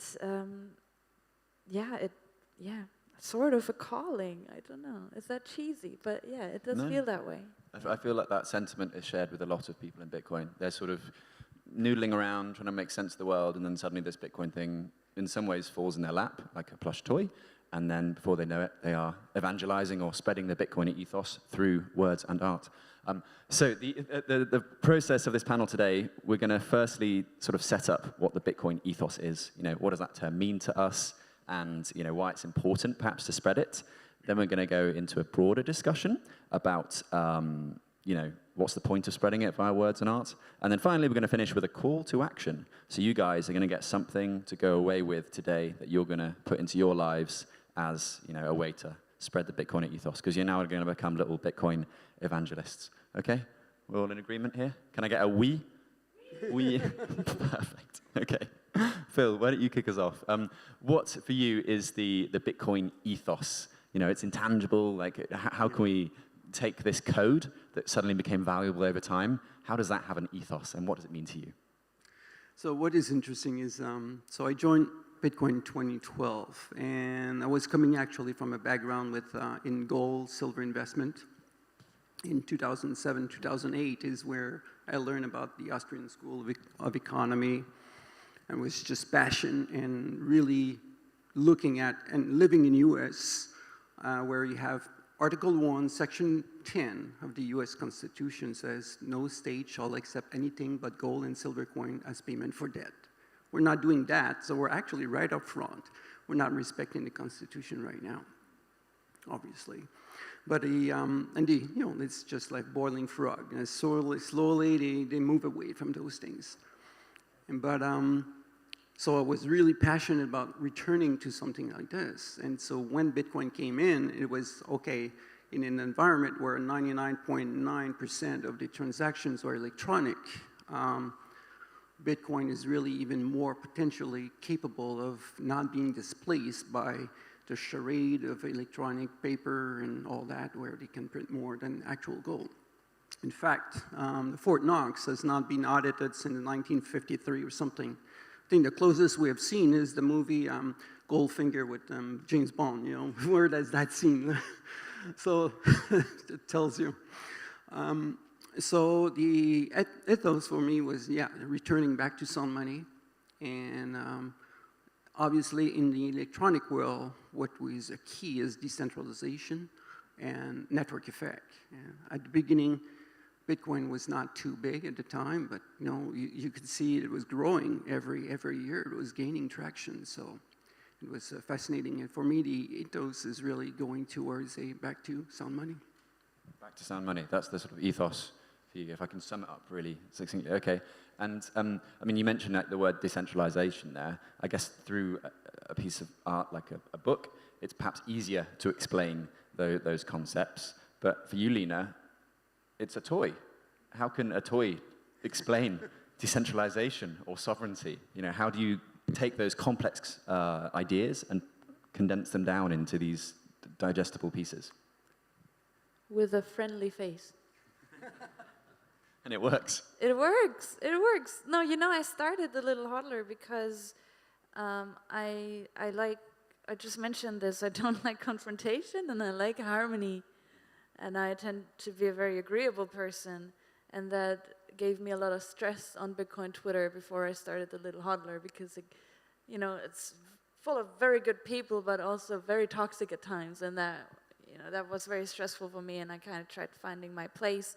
And then the Little Hodler sort of became that thing, that niche, because it's very wholesome, and I just wanted to do something wholesome, and I found an audience in that, and I guess that is what kind of initially, or one of the things that kind of initially set it apart. My approach is to take certain topics, questions, concepts. They can be big ones or can just be small ones. Or sometimes it's just something that's in the news that day, and just take that one thing and just depict it in a comic. So it's, if you think of, okay, how do I put Bitcoin in a comic? Like it's not going to work because there's so much to it. So just kind of take it step by step, and I'm never running out of things to talk about because there's so many things you can talk about.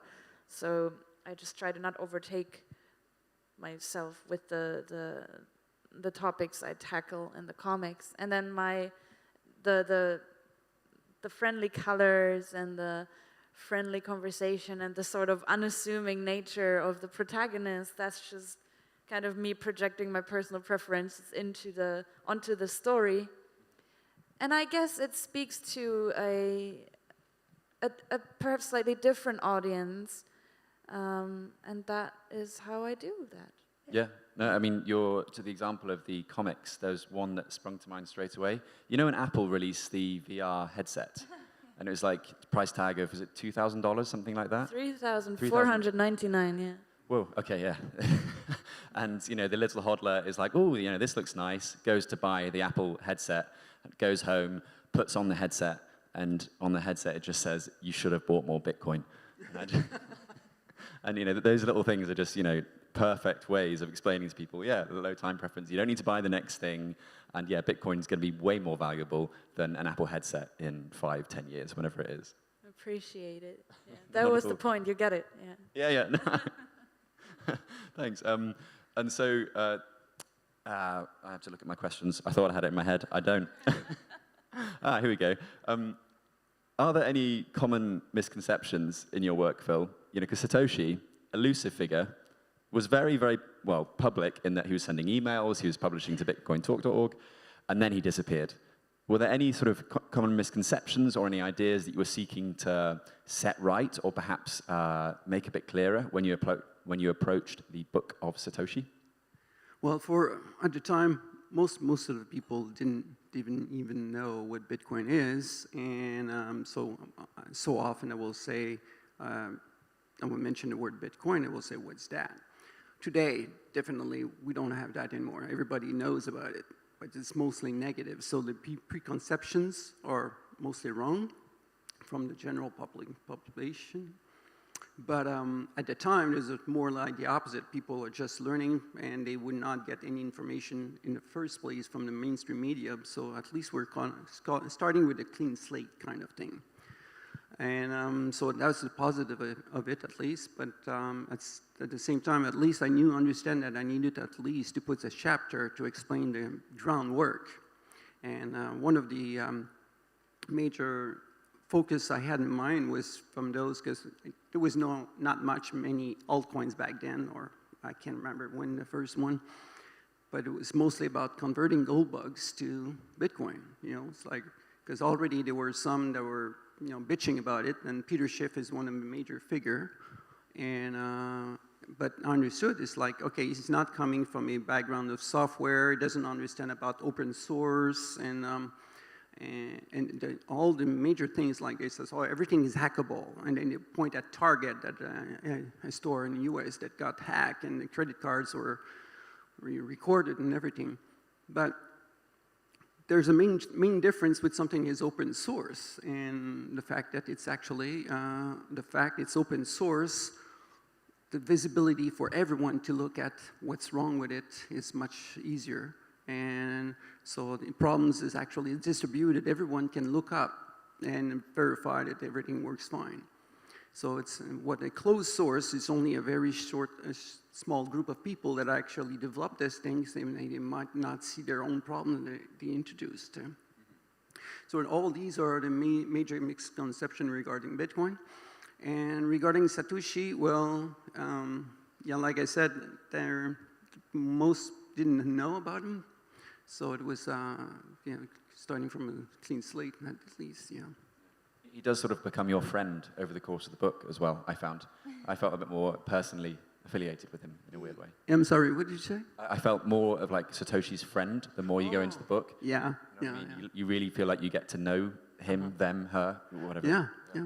He's writing to us. Yeah.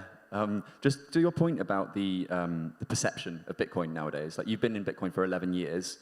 I mean, yesterday, I was someone asked to take a photo with Remy, the captain of the Sato boat, in front of the Surfing Bitcoin sign.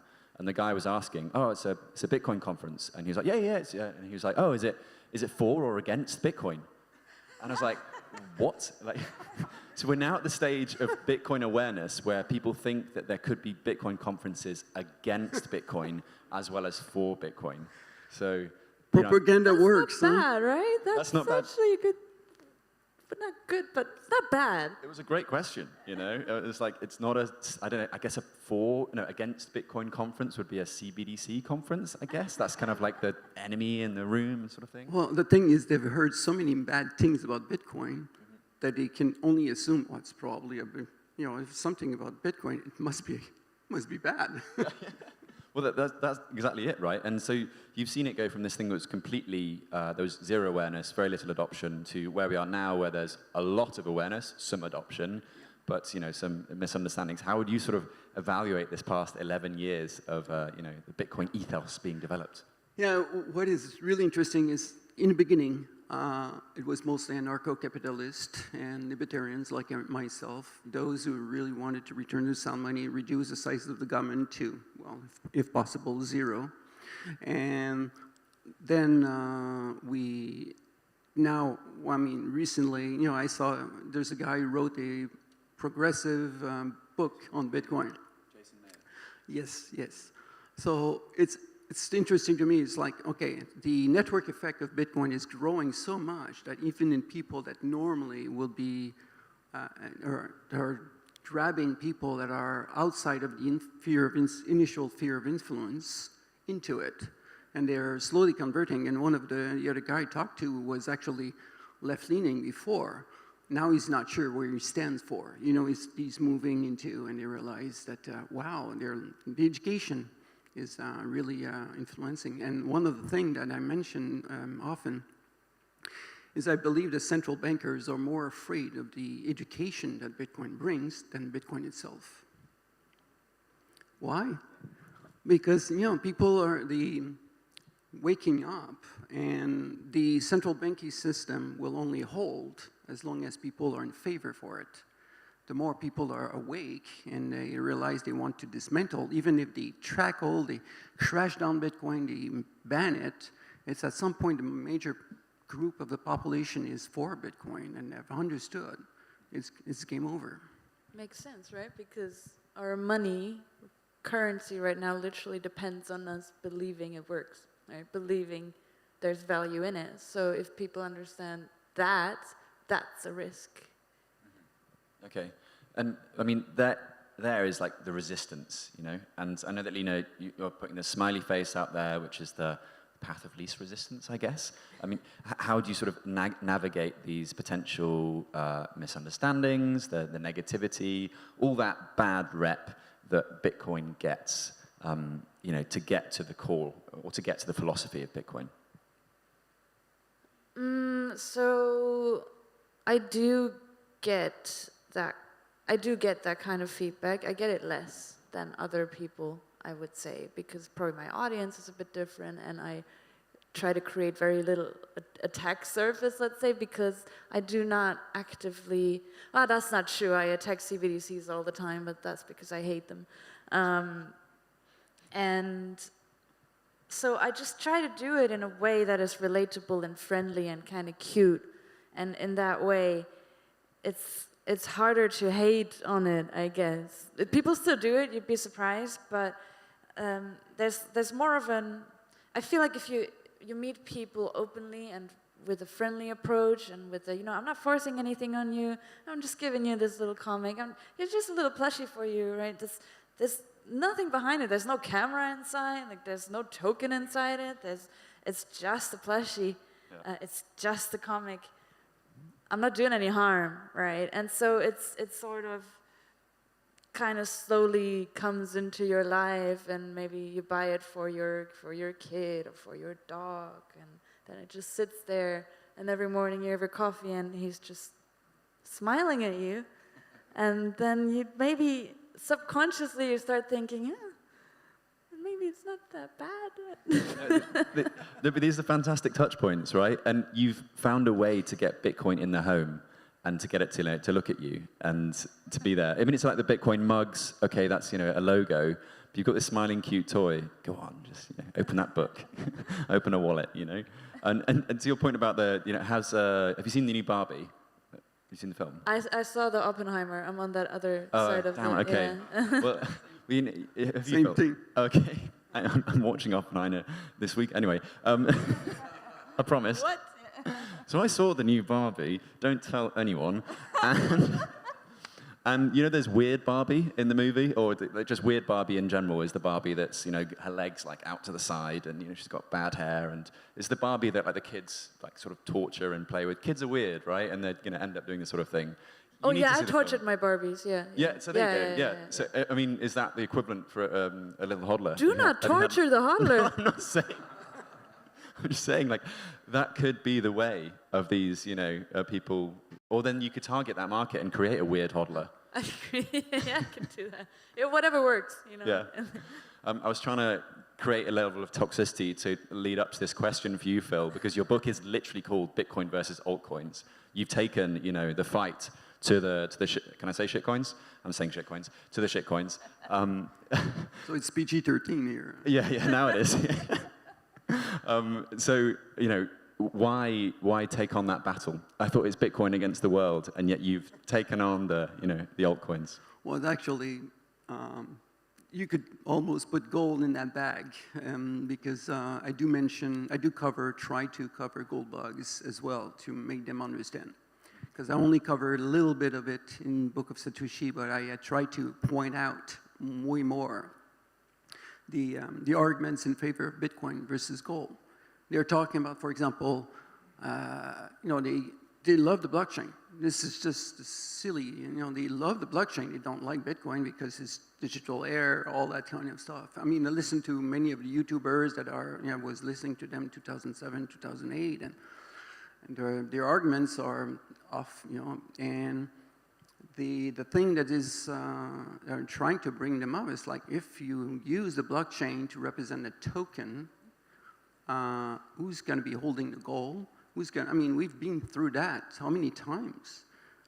You're not convinced yet, and if you have a blockchain that is backed by gold, and we don't know who's auditing, or if the auditor is actually trustable, who's going to audit the auditors, and so that's one of the points I cover. The other is how so many people that are in the altcoins as well have misconception about the whole space, and the importance is really decentralization and network effect are the two major points, and that's the focus I'm putting on. And but at the same time, I try to be somewhat not biased, and I cover what is going on overall. And I believe there are multiple things that will end up in layer 2, layer 3 Bitcoins that has been going on outside. Zero knowledge proof, for example. No, for sure. And are those two waters for you guys, or were they here before? I've realized I haven't looked after my panelists today. Is it possible to get some water on stage? Oh. C'est possible d'avoir de l'eau? Vous avez de l'eau? Thank you. Is this? I don't know if it's for you, for someone else. And sorry, I just realized I didn't have any water on stage for you guys. The point was about, back to toxicity. And Yeah, okay. But have you not received some flack for that? Does that not go contrary to the Bitcoin ethos? It's got a punching thing on the front cover. It means business. Yes. Well, actually, I saw Breedlove. What's his name again? Robert Breedlove in Miami, and I gave it the book, and he says, "You're not calling it Bitcoin versus shitcoin." Bitcoin versus shitcoin. And, well, up front, how can you convince anyone if you're starting with that kind of language, And the other is really I wanted to be as neutral as possible. So I think there's a lot of dogmatism on all sides, because actually there are things like arguments that are valuable to look at least on a non-biased point of view, and then look up and then lay out the card. I believe that the fact that we should be all secure in our belief that Bitcoin is strong on its position of decentralization and all that, we shouldn't be afraid of any kind of debate on a level playing field. No, that's absolutely critical. And what about newcomers? Like, how do you have any examples of where? I mean, we spoke a little bit, Lena, about how having a hodler in a home is a good way of introducing people in a friendly way to Bitcoin. But how do we get these messages across to the newcomers in this space? I think was it Remy in the other panel today talked about how that gap between science and art needs to sort of blur a little bit more in order for us to get this ethos out there, because ethos is quite an ephemeral idea, right? So how do we address the newcomers, the next wave? Yeah, I think you have to meet people where you have to meet them with the topics that interest them or that touch them. So you cannot just say, look, here's Bitcoin, and when I first read about Bitcoin, it was a Wikipedia article, and then I immediately lost interest. I was like, oh, what's this Bitcoin thing? Oh, Bitcoin is a decentralized. So, you have to find the thing that touches people. As an example, sometimes I do comics that do not have Bitcoin in them. Sometimes they're just about inflation or something that the European Central Bank did or that the Fed did or something. And sometimes these comics, they go viral on, I think you call it FinTwit, which is financial Twitter. And I've seen this a couple times now where a comic like that, it went viral, some financial Twitter influencer shared it, and then I read the comments and people said, yeah, that's a great comic, but she's a Bitcoiner. So it's, you have a kind of obstacle there to overcome with that. And I think you need to find the angle that works. For example, in Germany, up until, 3 years ago, inflation was not a topic that concerned Germans at all. I remember growing up, we eat bread, only, exclusively. So we go to the bakery and the prices go up a little bit, and I asked my dad, like, why is it more expensive? And he's like, yeah, that's just how it works. And that's how it goes, in Germany. And still, to some extent, it's like, yeah, that's just how it works. It's a very German way of thinking. That's how it's been. That's how they say it is. That's how we do it. Then inflation came, and inflation isn't nearly as bad as in other places in the world, but it's very bad for Germans compared to what we've seen before. And now people have started thinking about, hey, actually, so my money's in the bank. Germans keep their money in the bank, a lot of them, and a big chunk of their money. And people are starting to think, okay, maybe I shouldn't do that, so where do I put it? And that is then the point where you can actually start a conversation. Because normally we would then look at real estate, but you cannot buy houses anymore because they're too expensive. So because we have the set path in our heads where it's like, go to school, go to university, find someone, marry, buy a house. Oh, I can't buy a house, oops. So that's where you can start. So that is the German case, for example. Lina, I have a question for you. Yeah. Considering Germany went through hyperinflation in 1922-23, so all the great-grandparents and grandparents, your grandparents, they went through that. So does that influence, or at least as some memories, is it taught in school, or is any kind of remnants of that information in the public today? It is taught in school, and I think the older generations, they're very economical, and still you can tell, I think it is said about the Germans that we're kind of stingy and we save a lot and we don't want to spend money and we always split the bill.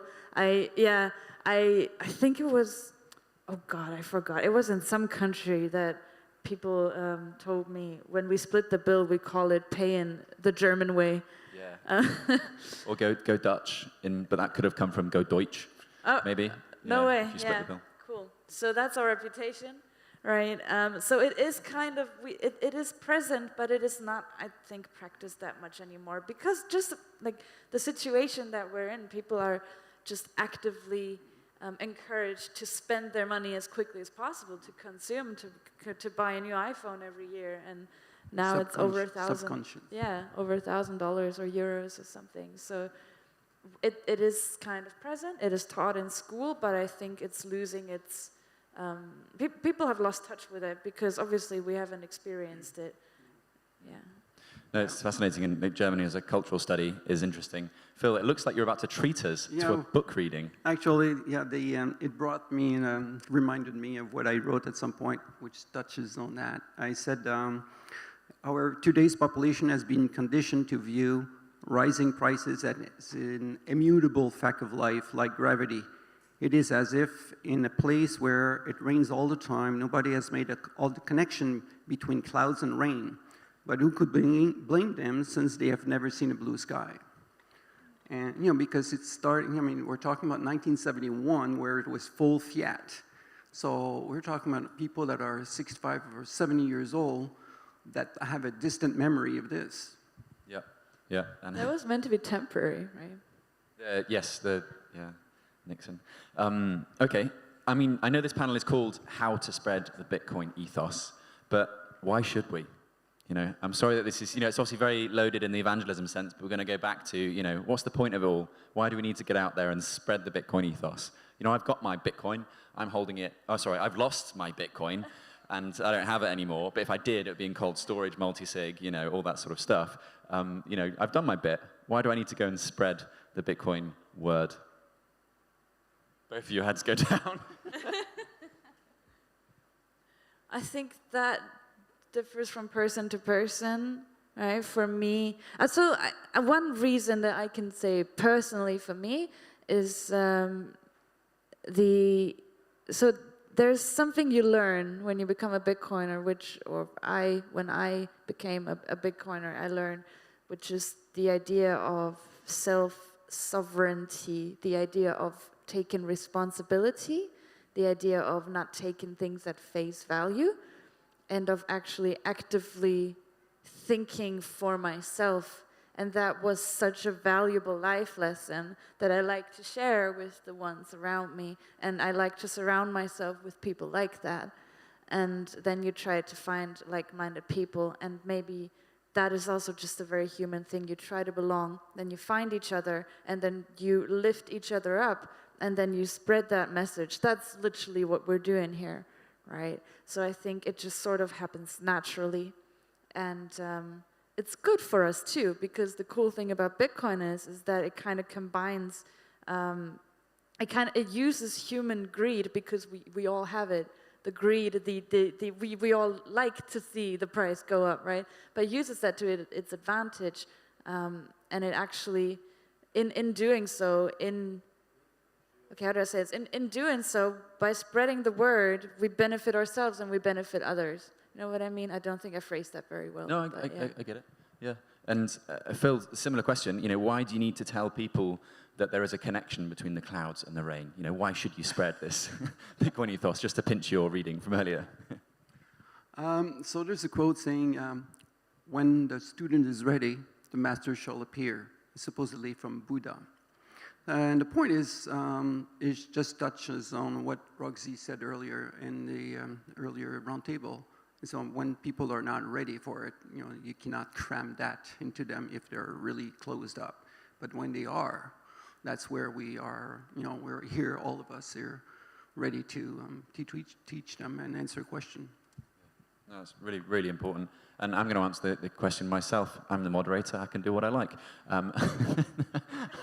I like to do it because I couldn't see myself doing anything else, which is the bizarre thing. And when I wake up and think, I don't want to do this anymore, maybe I'll stop. But until that time, I still get a lot out of it. And it's really fun as well. It's if you have an idea, guys, if you're thinking of doing something in the Bitcoin space, just do it. You'd be surprised at what bounces back off the wall at you, and then, as Lena says, elevates. Sharing our passion. Exactly right. Yeah. Which brings me to the call to action. With the last 2.5 minutes left, what can everyone in this room go away with today with regards to spreading the Bitcoin ethos through words and art? Lena's looking very deep in thought. This is going to be an amazing answer. Okay, well, I can start, and I'll probably give you some hints. you. I believe that we're about to see a currency crisis in the next few years. I'm not sure exactly when, how it's going to play, but the amount of debt worldwide is so tremendous, and so we're going to see a master of devaluation is going to happen, but with deflation possibly before, how it's going to play, it's all difficult to say. But a currency crisis is on the cards, and when that happens, when a time of crisis, people are scared, general population mostly, because they have no clue what's going on. And so all of us will be, we should be ready to confront them about telling them and answer them, well, here it is, and we're running on proof of debt, not proof of work, and that's the reason. Okay, so guys, remember, proof of work, not proof of debt. Okay. Lena. Yeah, and I think without animosity, because it's easy to get kind of, because we're among Bitcoiners, and then we work in the space, right? So we're always and we spend time on Bitcoin Twitter, and then it's easy to kind of get lost in that bubble a little bit, where we assume certain levels of understanding, certain levels of knowledge, and where we're also kind of used of bashing central banks, bashing CBDCs, bashing governments, and all of that. But if you go out into the real world, then quickly you're going to look kind of weird doing that. So I think it's good to keep in mind that you do it, well, that's why we do it with a friendly face, right? You do it without animosity. Somebody comes to ask, you are open, and you try to answer, you try to have conversation. I don't think you need art for that. That's a very specific way to do it, but it's not everybody's cup of tea. So whichever way works. I think we don't need to force ourselves on people. We don't need to force Bitcoin onto everyone around us. But we can be open and try to help where help is wanted and needed. Sounds great, yeah. Meet them where they are. Lead with kindness, if I can sum that up. Yeah. Yeah? I mean, you turned those two into very good calls to action, yeah. Okay, thanks. Fantastic. Yeah. Phil Champagne, Lena Seisch, or Seischre. Thank you.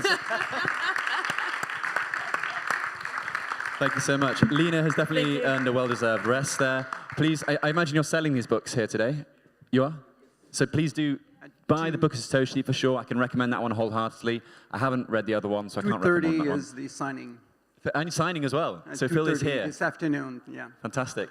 Have a lovely rest of your day. Très bonne journée. And I think we're going to start the next panel, which is my panel again. Oh, no. Thanks so much, guys. So please, could I welcome the panelists who are going to talk about Bitcoin filmmaking, documentary making, to the stage. I see an Alana. This is good. I see a Pierre. This is good. We have 2 of the 4, of the 3 even. Remy. Ah, yes, there he is. Hello. Welcome to the stage. Do you have a water? Do you have a microphone? He's brought his own. Fantastic. You brought your own microphone? Filmmaker joke. I'm really sorry you have to see me again, moderate again, but I promise you, you're going to learn something. It's going to be a lot of fun. And I mean, yeah, who has seen a Bitcoin film or video before in this room today? That's less than half the room. This is great. You guys can shill the heck out of your documentaries. We're all going to see it. Okay, so while I find my notes for the next panel, I'm going to ask you all to introduce yourselves and share with the audience your favorite Bitcoin film or documentary. I'm hoping you've seen at least one. You can shill your own if you want as well. So for example, my name is Joe Hall. I'm the same person I was 5 minutes ago. And my favorite Bitcoin film or documentary, The Human Bee. The Human Bee, it's in German, but it's a really cool exploration of a guy, a regular German guy, falling down the Bitcoin rabbit hole. And it has Gigi. I don't know who Gigi is. He dresses up in a green suit and is interviewed, and he writes stuff on the wall, like in The Matrix. It's very weird, it's very German, quite artsy, but it's really, really watchable. Like I got my brother to watch it, I got my dad to watch it, and they really hate Bitcoin and hate what I do. So, you know, there's the proof. Okay, Remy, over to you. Hey, so I'm Remy Fort. I made 2 Bitcoin documentaries, a series that is called The Satoshi Mystery, and another TV documentary which is called The Bitcoin Revolution. And yeah, it's a really tough question. I don't really know which Bitcoin documentary is my favorite. I can't answer. I'm sorry. Oops, almost. Which one would you recommend then in that case? I've seen one that I really liked at the Bitcoin Film Festival about the Salvador, but I don't remember the name. There was 2, but Bond to Unbind, I think, is the one you were talking about. Yeah, exactly. Yeah, I like this one. Yeah. That is a cool one. By Pollen. His name's Pollen. It'll come to us. Yes. Yeah. Okay. Alana, over to you. Your name is definitely spelt wrong on there, isn't it? It's definitely Alana. So my name is a silent H, Alana. Really? Yes. Oh, that's so me that's when wrong I then. moved to the States from Puerto Rico, I took the H out because people would say Halana, Halana, Halana, and I'd be like, you know, and so I was like, okay, no more H. So yes, that's actually how you write it, but I normally take out the H. Awesome, okay. Yes, So yes. you're from Puerto Rico. I am. Living in Puerto Rico. Yes. What's your favorite Bitcoin documentary or film, or which one would you recommend people to watch? You know, there are just so many. Oh, turned it off. That was me. Hello. Hello. There we go. I guess it depends on who I'm talking to and what their resistance is what I would recommend in terms of what they should watch when it comes to Bitcoin, like where they're at in their journey. I have been working on a Bitcoin mining documentary, so I've been on the Bitcoin mining rabbit hole. So currently, I have recommended the Bitcoin Farmer many times, which is yours. Yeah, because it's a great film about a different way of powering a generator to mine Bitcoin. Very shitty, very dirty. It is literally shitty. And what a great way of complimenting the moderator to ensure you get soft questions for the rest of the panel. Check out the Bitcoin Farmer, everyone. Pierre, you've seen literally every Bitcoin film, right? Yeah, I think so. Okay, so this is going to be a good. No, so I think, you know, for me, my favorite documentary is, I guess I have 2 that were also at the Bitcoin Film Fest. There's the Satoshi Mystery. I think this one is it's more entry level. I think it's easier to, to explain Bitcoin. Even a lot of my friends, especially from France, because it is, of course, a French production, they come to me and they tell me, oh, have you seen this documentary? And I say, of course I have. And it's usually the one that I also recommend because it's just easy to understand everything. It's step by step. You don't have to watch everything in one go. It's broken down in episodes. So I really like that for it. And especially it's got this extra vibe, artistic kind of feeling that a lot of Bitcoin documentaries, including my own, are missing.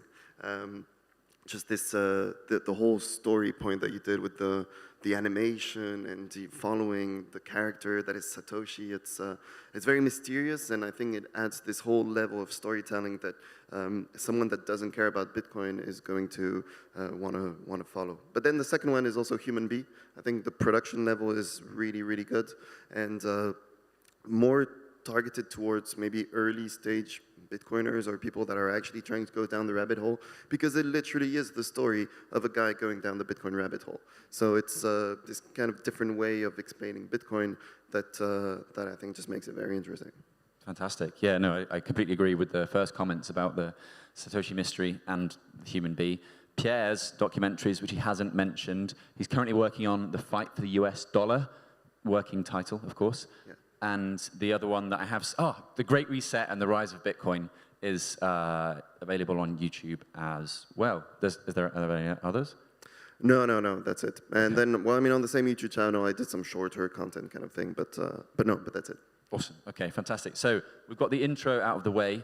The plan for this panel today is to talk about the power of documentaries. Then we're going to navigate the pitfalls, as it says in the title. We're going to talk about education versus storytelling. We're going to talk about the impact of your documentaries, of Bitcoin documentaries in general. And then what does the future of Bitcoin documentaries look like?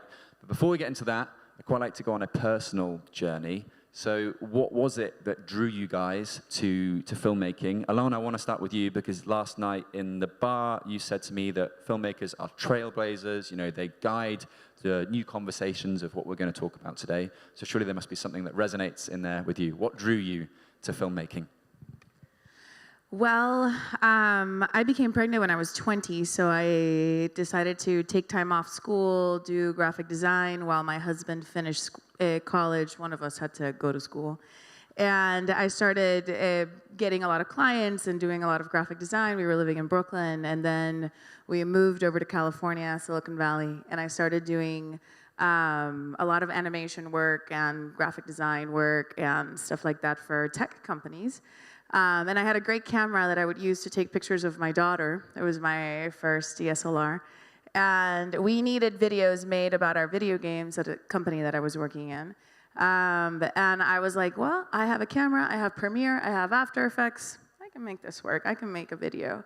And so that was 14 years ago. And people would see me with the camera around Silicon Valley, and they would be like, hey, we have a startup. Always like with the camera and the phone, because I would have to like demo the video game. And so everybody had an app and everybody had software. And so I got a lot of work very, very quickly.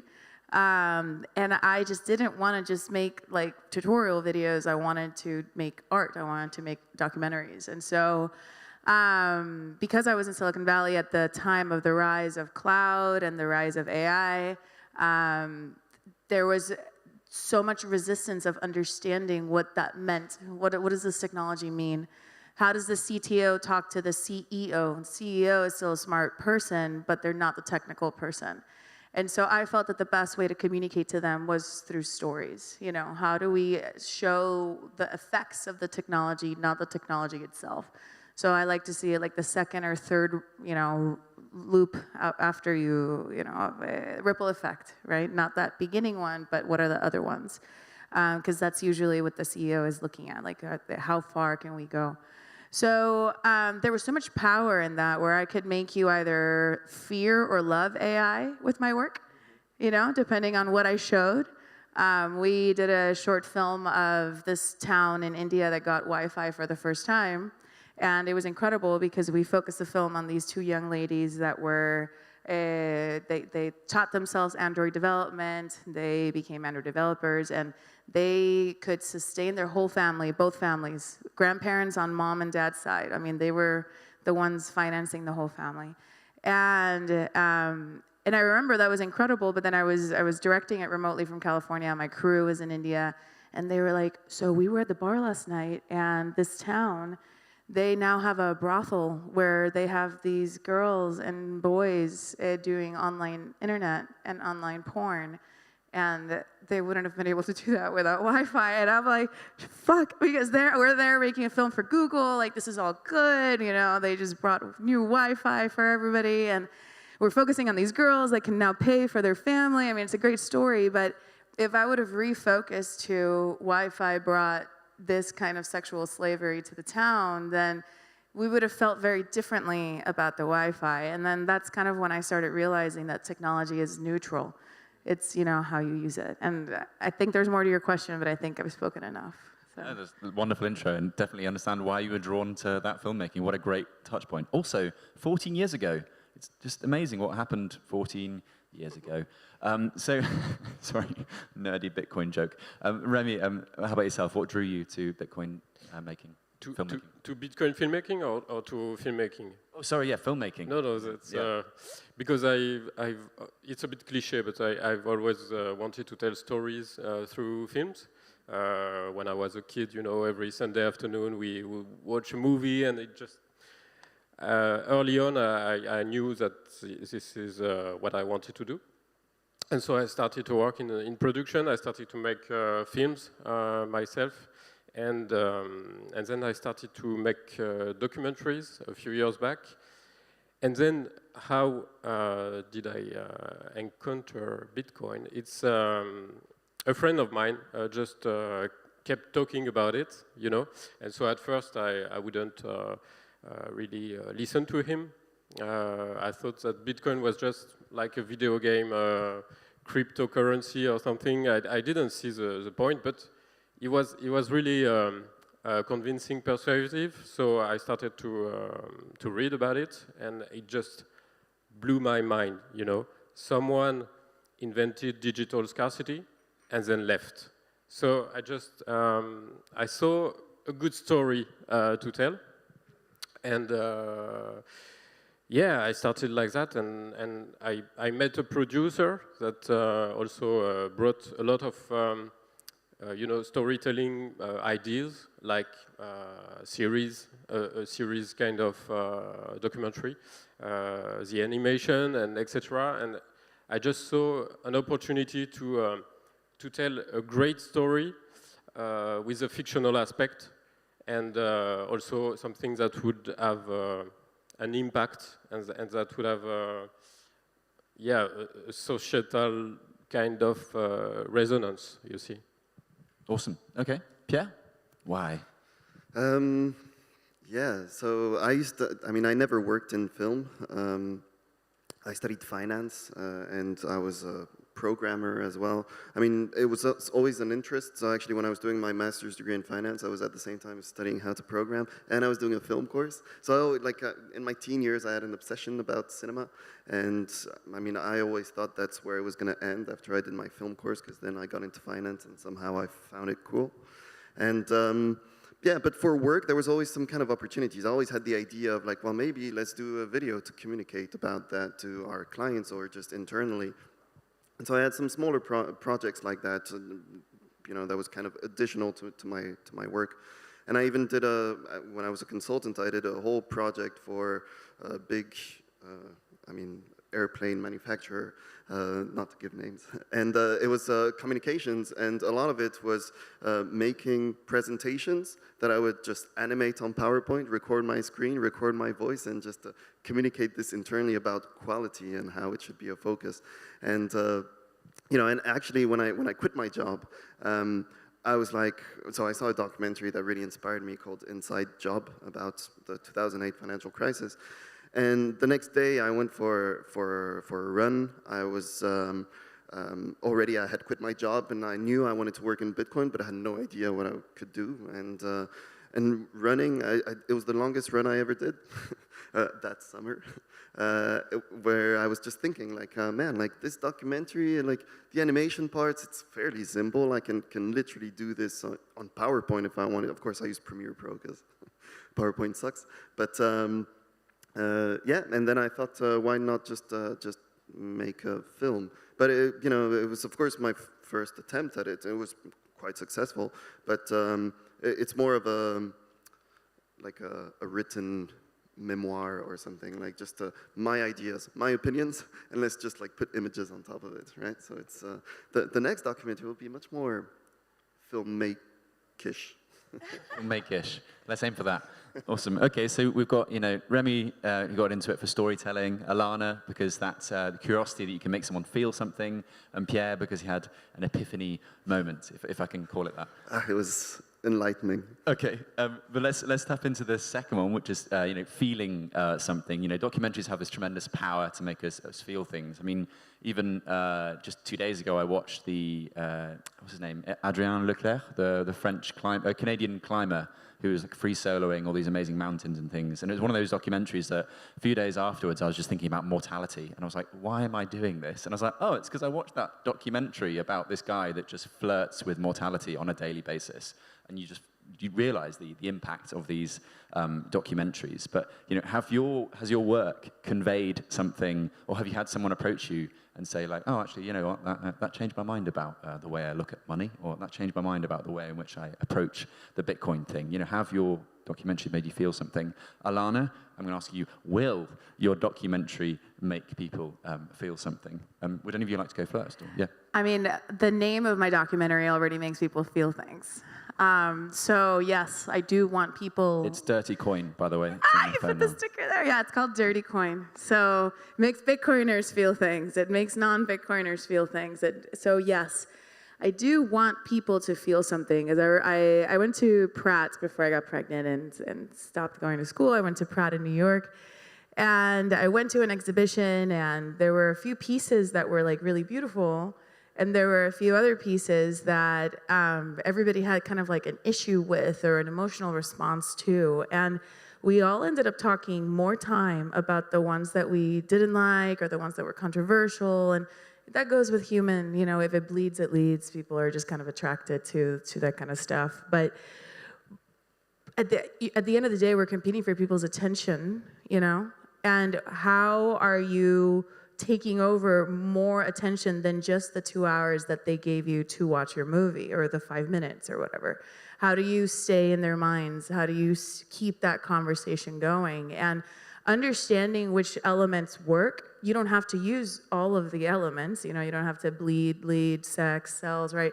But understanding that these things are at the base of everybody's subconscious and knowing how to play it and when to play it is something that I've gotten good at, and I only hope that for the rest of my career I can continue to hone in. Yeah, no, absolutely, and that emotional element is really fascinating in the Bitcoin space as well, right? Because although it is just some code, it is certainly very emotive for some people, right? I mean, Mr. Satoshi really, I think it really tapped into that because of the darkness of it all. Like, I feel like it is just quite a, although it's, you know, it's really interesting and fascinating, it's quite a dark, you know, every scene, the lights are off, you know, it's a shadowy supercoder with its hood up at a screen. You know, what was the emotion or the feeling you were trying to convey there? We wanted to, you know, tell the origins of Bitcoin. You know, why it has been created and all of that. And because I think that's something that wasn't really in the medias. The medias talked about Bitcoin for its energy consumption or the price, and that's it. But you really have to understand why some person or group of persons just invented it. And so the ideas of the cypherpunks were quite dark, actually. They had and they have a vision of the world which is, yeah, a bit frightening, I don't know, with a lot of themes that were really interesting, you know, privacy, personal data, and so on. So I think that's why Arte, you know, was interested in producing, in co-producing the Satoshi Mystery. It's because it's not just about Bitcoin. It's also about our digital lives and the future of our data and our monies. And so, yeah, I think I'm quite lost in my speech now. But what was your question again? No, it was about like sort of making people feel things and that like, the impact of those documentaries. Oh yeah, and for the what people told me after watching the Satoshi Mystery, it's often oh well, I didn't know Bitcoin was you know this tool to protect privacy. I didn't know that it was limited to 21 million, etc. It was like an educational documentary, and so that was our goal, you know, to not to educate people, but to give them tools about something they heard. Everyone has heard of Bitcoin, but you know, misses a lot of aspects of it. So yeah, that was the main. No, fantastic. And it's also a free French lesson because, I mean, I got my little brother who was doing his A-level French this summer. I got him to watch the documentary with English subtitles, of course, because I was like, well, it's French prep. And secretly I was, you know, trying to orange pill him. So, you know, this has also got an added advantage. What about yourself, Pierre? Have people felt things or, you know, have you conveyed a message to them? Yeah, I think so, because the first half of my documentary talks only about the economy, the state of the economy, and inflation and what it means. And I think that's just something that a lot of people didn't necessarily realize. Also, a lot of people did say, oh man, I was a bit lost for the first half, like, because it's quite complex. That was on purpose, you know, I wanted to make a documentary that you have to watch twice to understand everything, because I think that's... yeah, I think it's, I mean, these are the documentaries that inspire me the most, because it's a complex, it's important topic, so you have to make sure that it's fun enough to watch for, you know, to watch it again. And I think this is just a matter of the kind of emotions that you manage to pass through the story. And I mean, a lot of that is music, to be honest. But I think, yeah, a lot of people, whether it was pro what I was saying or against it, there was, I mean, I just released it on YouTube, so you can see all of it there. The comments are all over the place. And, but in general, you know, the fact that I'm here talking about it means that it has inspired enough people and was a relevant enough topic, which is extremely flattering, of course. For sure. I'm curious though, any of those YouTube comments, like have you got any that just spring to mind? Or were any like particularly like funny or, you know? Well, I mean, there's one recurring one, a bit of a joke as well, is the fact that when you see me in the documentary, when I explain some of the stuff, I'm sitting on this red couch, yeah, and a lot of people make jokes about it, which I get. It's actually pretty cool. It wasn't intended. I didn't think that people would necessarily react like that because I hadn't seen it myself. But in the end, you know, whatever makes people talk about it, better. It's a great sofa. It's a very red, plush, beautiful It adds a bit of this sexy, hot emotions that, you know, I mean, how do you make Bitcoin sexy? Maybe just a red couch. You know, a little bit of a French accent, and then, yeah, boom, you're orange pilled. Exactly. Okay, made me feel something. So let's get on to the sort of the main part of this documentary or this panel, you know, navigating the pitfalls. You mentioned there, Pierre, that, you know, whether people are for or against. Alana said a similar thing, you know, it's called Dirty Coin, which when I first learned about it, because I'm actually helping do some work with the documentary, I thought the documentary was about how bad Bitcoin is. And so I was like, oh, what is this going on? You know, and I was like, I must right this wrong. And then realized, oh, no, it's a great way of hooking and bringing you in. But it made me think, okay, what are those ethical considerations? What do you have to bear in mind to not fall into the trap of making a Bitcoin propaganda? Because there's enough of that on, you know, Swan's YouTube channel. Sorry, I love Swan, but you know what I mean. And, you know, Twitter, you know, a lot of it is Bitcoin propaganda, how good it is for the world. So how do you manage those ethical considerations? How do you navigate that pitfall? Alana, you want to go first again, or we can change things up? Pierre? Yep, yeah, sure. I think, like, first you have to consider your audience and what you want to represent, because it's very easy. I mean, do you want to target just Bitcoiners? Do you want to be more broad and crypto people in general? Do you want to be even broader than that? And I think this kind of gives you a certain direction. First off, if you just want to target Bitcoiners, that was the approach that I had. It was, you know, the certainty is if I do a film that is good enough and long enough, yeah, because that's also, you know, psychologically it changes a lot. I know I'm going to get like maybe 50,000 views because Bitcoiners are going to watch it, right? But then, you know, how do you do it so that it can also interest crypto people? I think in my case, it was timing. It was, you know, still bull market vibes. And so it's just a topic that is hot out there and anyone is going to kind of watch it, right? And especially crypto people, they kind of, I mean, unlike us, that we distinguish Bitcoin and crypto, it's the same thing, right? And then I think the third thing is how do you go more broad? And of course, it depends on the topic. Like with Dirty Coin, it's so much harder to do, of course, because you know, it's clearly about Bitcoin mining. But I wanted to make sure that the first half of my documentary is only about the economy, right? Something that anyone can relate. Inflation, I mean, it's an important topic for everyone, but no one understands it. So make sure that you hook people on a topic that they will relate to, they'll be interested in. And after that, push the Bitcoin propaganda. But for example, in the new documentary that I'm working on, right now, so we're in the process of writing the script, and we haven't even got to the point where we're talking about Bitcoin. In fact, we don't even know yet how we're going to frame Bitcoin in the story. And the more we talk about the topic of the documentary, which is, you know, the institutions that control the fiat system, the BIS, IMF, World Bank, and deep dive into all of these institutions and how they support the system as a whole, well, the less I want to talk about Bitcoin.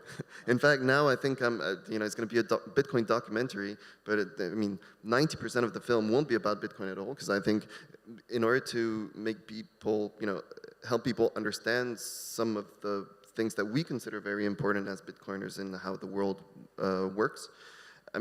no one cares about Bitcoin, but human stories of how people are getting, screwed over the system. I think this, of course, for the topic that I'm studying right now, is more important. So it's just a matter of the audience that you're trying to approach and the story and how it fits for that audience. No, for sure, and we'll come to the human bit, I think, in a little while.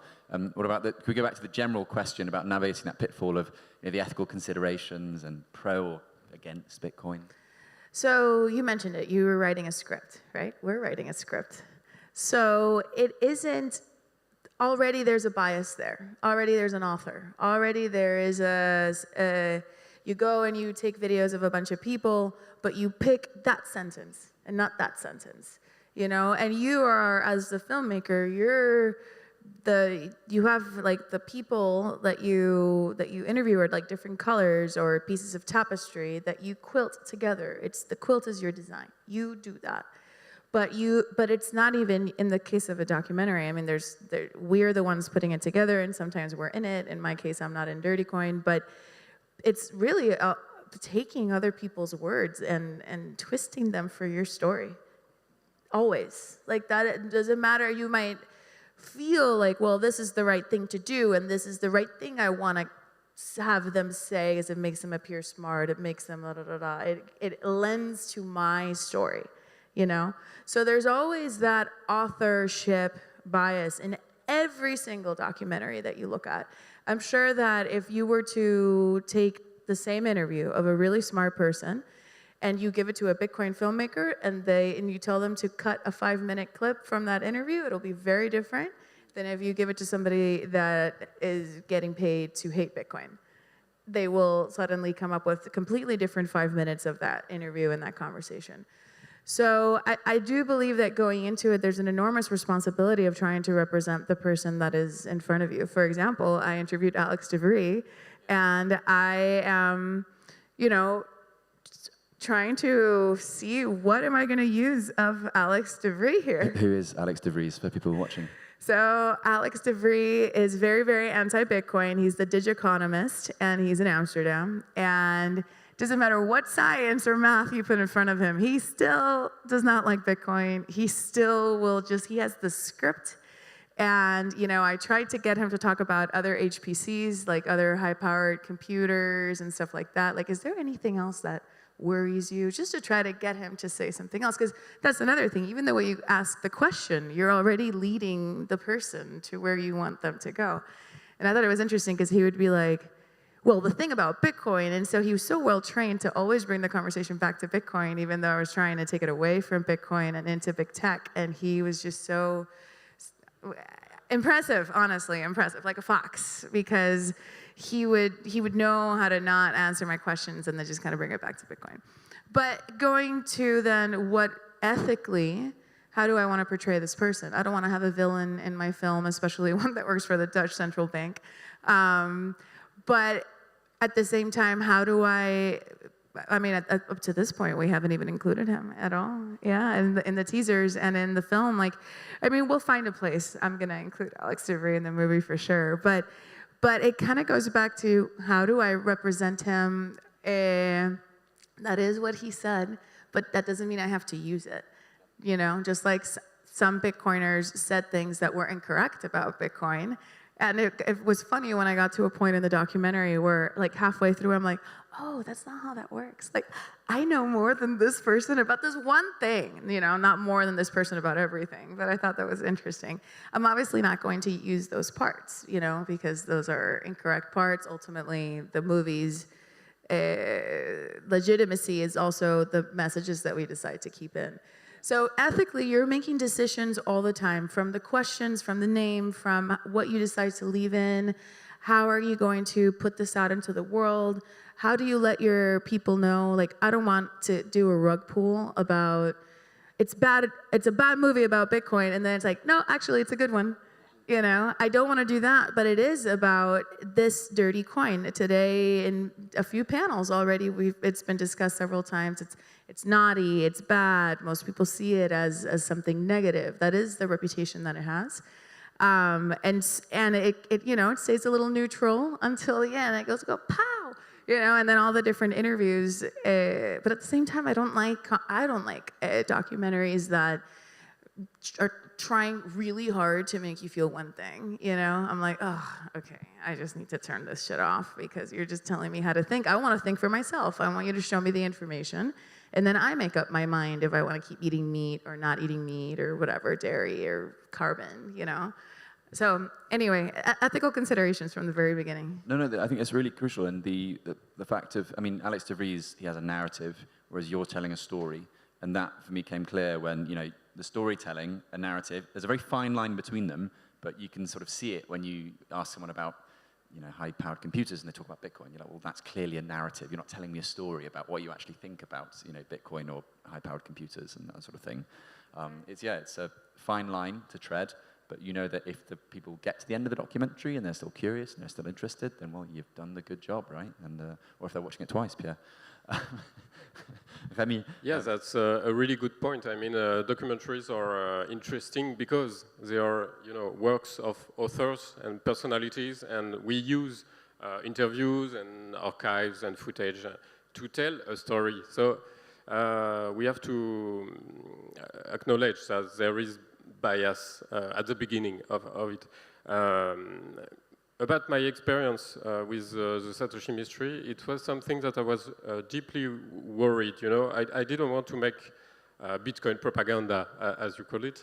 And so what I did, and that's what Pierre was saying, I tried to concentrate the story on characters, so Satoshi, obviously, and a few others, you know, Laszlo, who bought the pizza, Dorian Nakamoto, etc.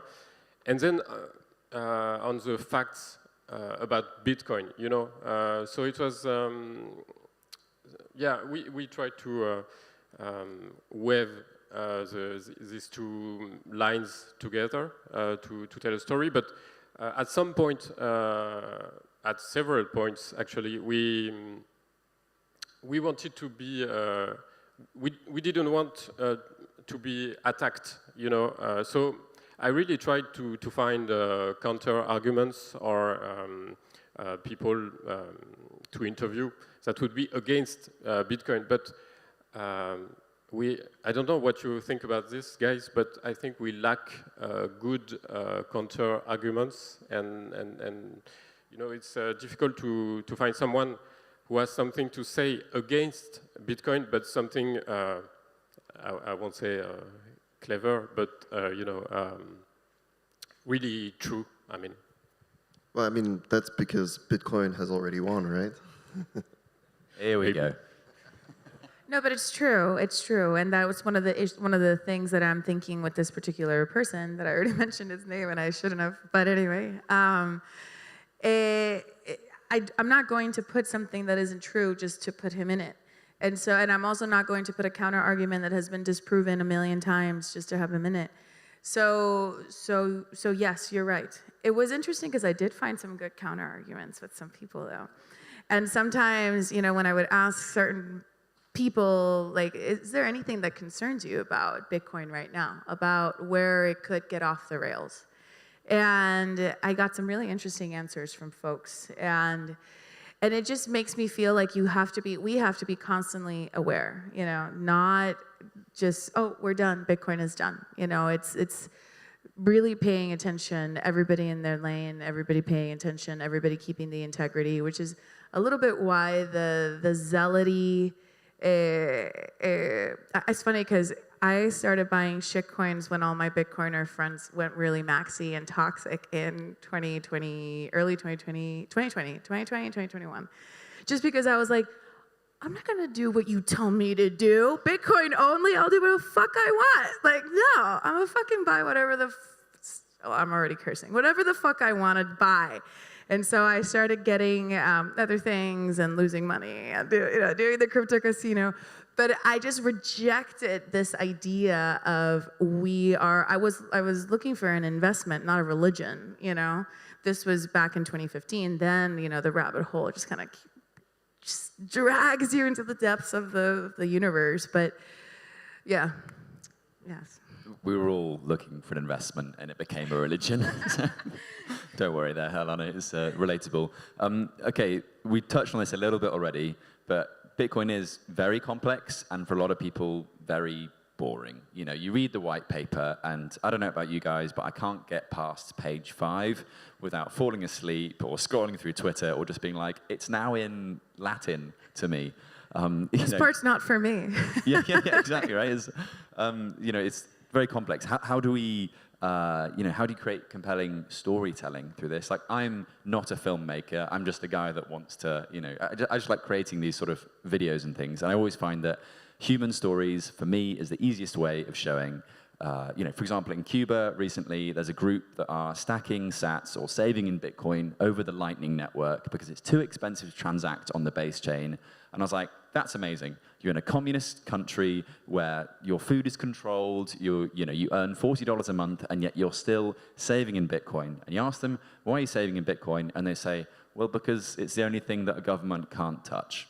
Like, boom. You know, there's your story, easy, done, right? But you're explaining Bitcoin mining through storytelling. You're explaining the disappearance of the creator of Bitcoin, and I mean, you're taking on everything, man. Yeah, BAS, IMF, all that sort of thing. So yeah, how do you condense these complex, really complex things into, you know, attractive stories?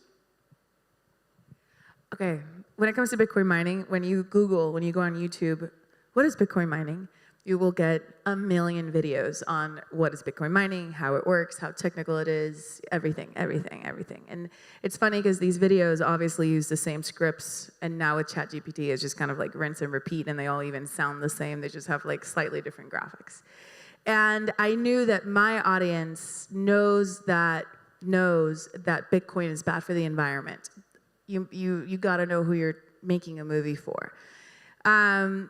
And they think it's bad for the environment because of the energy consumption. They don't want to know about how an ASIC works exactly, necessarily. But I will tell them that one standard container uses as much electricity as 750 modern homes. It's like, whoa, that is a lot of electricity. That validates their idea that it's a lot of electricity. But then we talk about how those can go, it's a portable demand on energy that can go to places that have wasted or stranded energy.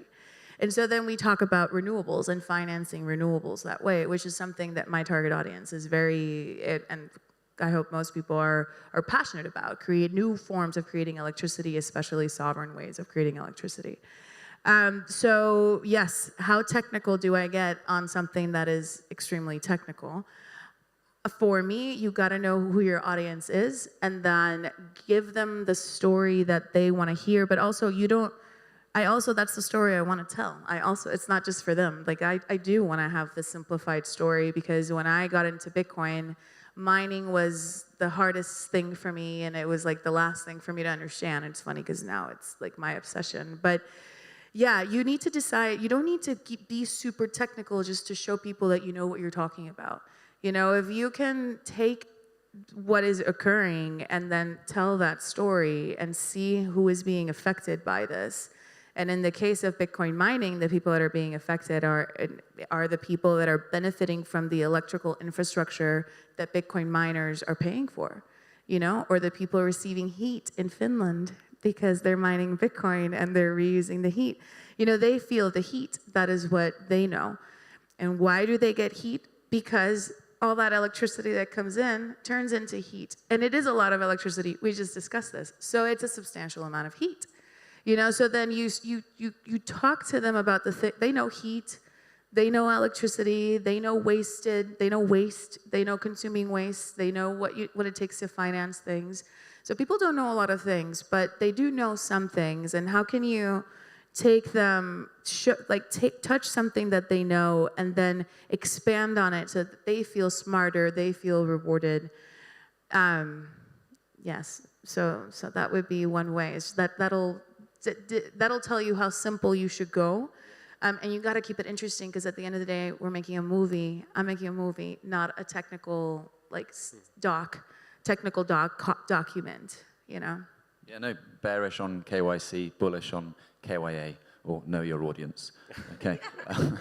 Remy, how did you do it? Yeah, you need to give the audience something they can relate to. So human stories or topics.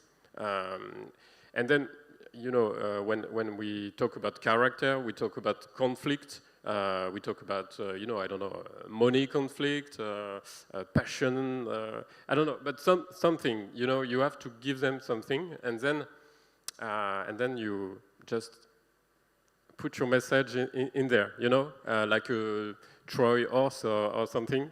But yeah, they need something they can relate to. And topics, stories. And then for the technical aspect of it, I think that analogies work very well. So you can say your Bitcoin wallet is like your bank account or something, I don't know. Motion design is also great. And then I think we have to imagine new ways of telling stories. So animations work really well because it's fun, it's nice to watch, and it's it conveys the story really well. So I would say that let's go in the fictional world, you know, try to use animation or maybe AI, real actors. I don't know. Everything is possible, but we have to use new tools to tell these stories. Ooh, this is approaching Pierre's domain. Pierre recently coded up a thing called Talk to Satoshi. You ask it questions, and then it sort of responds to you as if Satoshi was explaining that to you. But you have a sort of solid interest in the AI space. If we relate the complexity of Bitcoin filmmaking, the technicalities of it all, to condensing those into small ideas, to the future of Bitcoin, could you answer to that? Maybe? I know we're running out of time. Yeah, but I'm just not sure what the question is. Yeah. You mean like the future of filmmaking with AI? Nor am I. Right, yeah. No, it's okay. So maybe we can start with that then.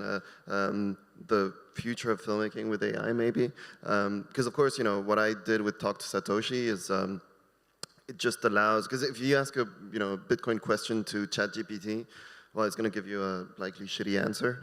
So what if you give him a source of information that we as Bitcoiners think is correct, and that's also, you know, it's a thin line.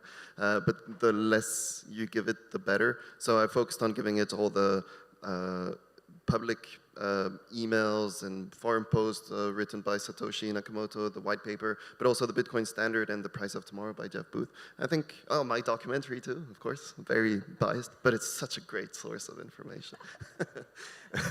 And and so you can ask it questions. It's still chatting with ChatGPT because it is the OpenAI API, but you get the actual Bitcoin answers. And I think that's it's nice. It's a good tool. It's down right now. You need to wait a couple of weeks for it to be back up. But I think it's interesting, and it's a great way that's a good way how AI can help filmmakers in the future. In fact, using the exact same code from Talk to Satoshi, I copied this into a different private repository, and I uploaded all of the transcripts from so I did 29 interviews for this documentary I'm working on.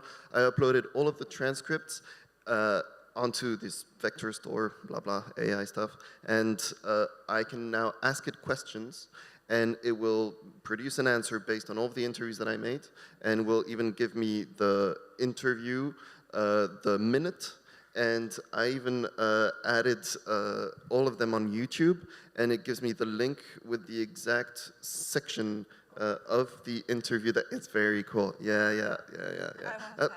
I'll maybe try and share it with you guys.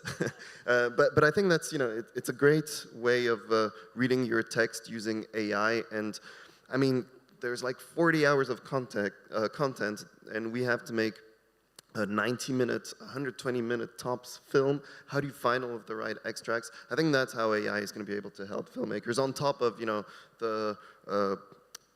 the visual elements that you can create. But if you think about it, and that's very Jeff Booth inspired, any visual element that you will create using an AI is going to lower the value of this content, right? I think when it comes to handling text and understanding texts better and build your story with it, I don't think this will lower the value of your production, but if you start using AI-generated images, all of a sudden it's, I mean, it's easy. It's a cheat code, and I think it's great for YouTube. But I think if we're talking about more advanced or ambitious filmmaking, I'm not sure AI is necessarily gonna have its space. I mean, of course it will, right? But for some elements, you can't beat humans and their own idea of it. I'm working with a guy doing the animations. I can't do it myself. In fact, I just gave him like the brief script of what I want this scene to be like and said, "What do you think?" Because this guy, he's a real artist. I'm just pretending. Aren't we all? We're coming to the last couple of minutes, and I just wanted to focus on the elephant in the room. We're, of course, at a Bitcoin conference. Bitcoin is money, has been for about a decade now. And one of my favorite memes in the Bitcoin space is like, you guys are getting paid? Because I feel like a lot of the work we do is not necessarily monetized, and yeah, it's almost voluntary work. How do you guys monetize all this? Are there new revolutionary ways of monetizing in the Bitcoin space? Alana, if you want to bring up what we spoke about yesterday, by all means do. I know that, for example, Dirty Coin is on Geyser. I don't know if you want to film 3 stuff around. So Geyser's awesome, and I highly recommend it, but that has not been where I have raised the most amount of money for the film. For me, any sat that somebody sends is appreciated, you know? So, because it's their Bitcoin. So if they're sending me, even if it's $2, it's like, well, it's $2 of Bitcoin, you know? That's pretty freaking amazing. And they parted with their precious Bitcoin. So I really do like Geyser. I love the team there. I love what they're doing. But I actually went the old-fashioned route, and I raised money privately to make the film. And just because for so much of my career I was doing like fast videos. Like it had to be fast. It had to be like this one thing fast. We go, we're in, we're out, we're done. I already get to the country. I know who we're gonna interview. We interview them. The story's made. We come back. We make it. It's out. Done. And I wanted to create a documentary because I just wanted to take more time. I wanted to go to the village for the girls that are learning to code or learn to code Android, and stay for the brothel and understanding more, you know, like so that I can really get. I know. Go for the girls, stay for the brothel. Oh no. Stay for the brothel. But just referring back to that story. So, I thought that was funny, and then I went in that direction. So I raised money privately, and I am aiming to have a regular film distribution. I looked at how much a documentary like mine will go for in terms of licensing and distribution. And then I created a budget for my documentary where I knew that I could give my investors a profit. And so I kind of went the more, I didn't do a token. I didn't do any of that. I live in Puerto Rico, so I am amongst shitcoiners all the time. I am now Bitcoin and stables only. But like we were talking about yesterday, I don't discriminate. If you want to send me something, I can swap in Coinbase. I can do it. Same. So, it's interesting. My Bitcoin story has kind of changed many, many times. But we're running out of time. And did I answer the question? Massively. Yeah, that was Okay, fantastic. great. Thank you so Great. much. And please do put me in contact with those private donors when you can. Remy Pierre, comments on monetization, very brief one. I try to stay in the regular system. We have a good production system in France, so I stay in it, and we are produced by public funds and public help and such things like that. And so that's what I want to keep doing, you know. Merci la France. Cool. And Pierre, you're obviously completely private, separate, and a different approach to the monetization. Well, so for the first documentary, I just self-funded everything, but I did everything. So, I mean, it was just my time, let's say. And a few friends, of course, that were helping out. But basically, then monetizing on YouTube directly, either on my channel, because it brought a lot of people, so I started monetizing. I did manage to make some money there. But also some other a German company, actually, that they buy some content and they liked mine and they put it on their YouTube channel and they keep on reposting it, and every quarter they pay me out. We do half on the ad revenue they have. But for the new documentary though, Geyser, but also just a traditional way of raising funds and some sponsorships, etc. Awesome. Okay, and Geyser, if you're not aware, is a lightning sort of fundraising space, a bit like crowdfunding, but with Lightning and Bitcoin. That is it for our panel today. Just to recap very quickly, Rémi Forte has the Mystère de Satoshi, or the Satoshi Mystery. It's available on YouTube, I think, isn't it? Yeah. And Arte.tv. Arte.tv. Thank Arte you. is like the artsy channel in France. It's very And good. Europe. And Germany. Oh, sorry. Yeah. Forget. Brexit means world. Brexit, guys. The best. Alana's working on Dirty Coin, which is scheduled to be released. So we're going to be done with the film in November, and it'll depend on which festivals we get into, but we'll have private screenings, and just after November, that one's done. And then we have Stranded, which is a short film that one will be premiering at the Proof of Work Summit in Prague in September. Fantastic. Yeah. And I presume a lot of these films will feature at the Bitcoin Film Festival, which Pierre organizes. But your film, of course, there is the Great Reset and the Rise of Bitcoin, and the second film. Tell us when that's out. I don't know yet. We're writing the script. I'm hoping to have it done early next year, and be able to screen it at the Bitcoin Film Fest, April 19 to 21st in Warsaw, Poland. Come on down. Okay, thank you so much, Pierre, Remy, Thank and you all Hannah. for listening. Alana? I'm reading it wrong Thank now. you. Alana, sorry. Thank you.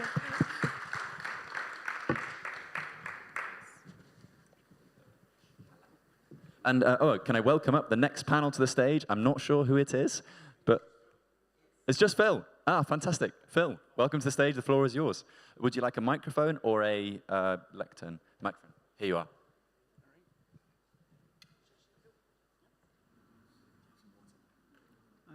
She's speaking.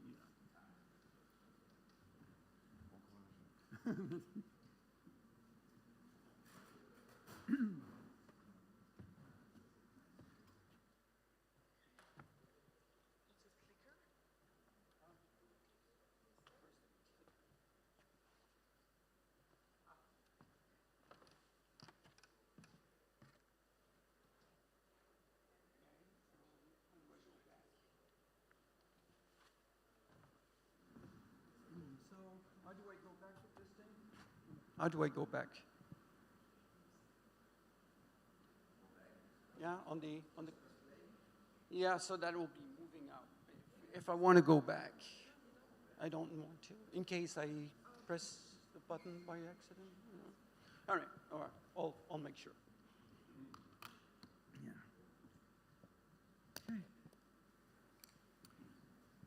All right. Okay. Testing. All right. Okay, go. All right. So, bonjour Biarritz. Thank you very much for coming here. Merci beaucoup pour être venu ici aujourd'hui. And today, we're going to be talking about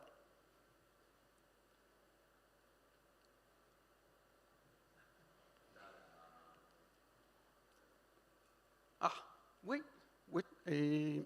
okay. That's not my slide.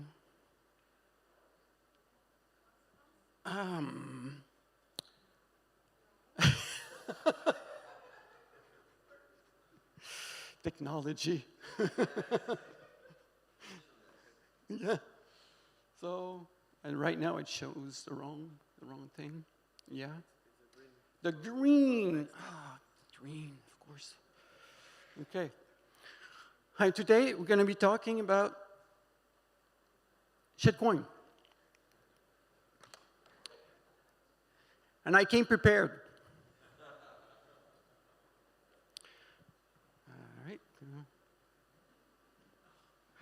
All right. So my name is Phil Champagne. I'm the author of the Book of Satoshi and Bitcoin versus Altcoin. And so a few words in French first to start. Je suis québécois d'origine. Je vis aux États-Unis depuis 27 ans.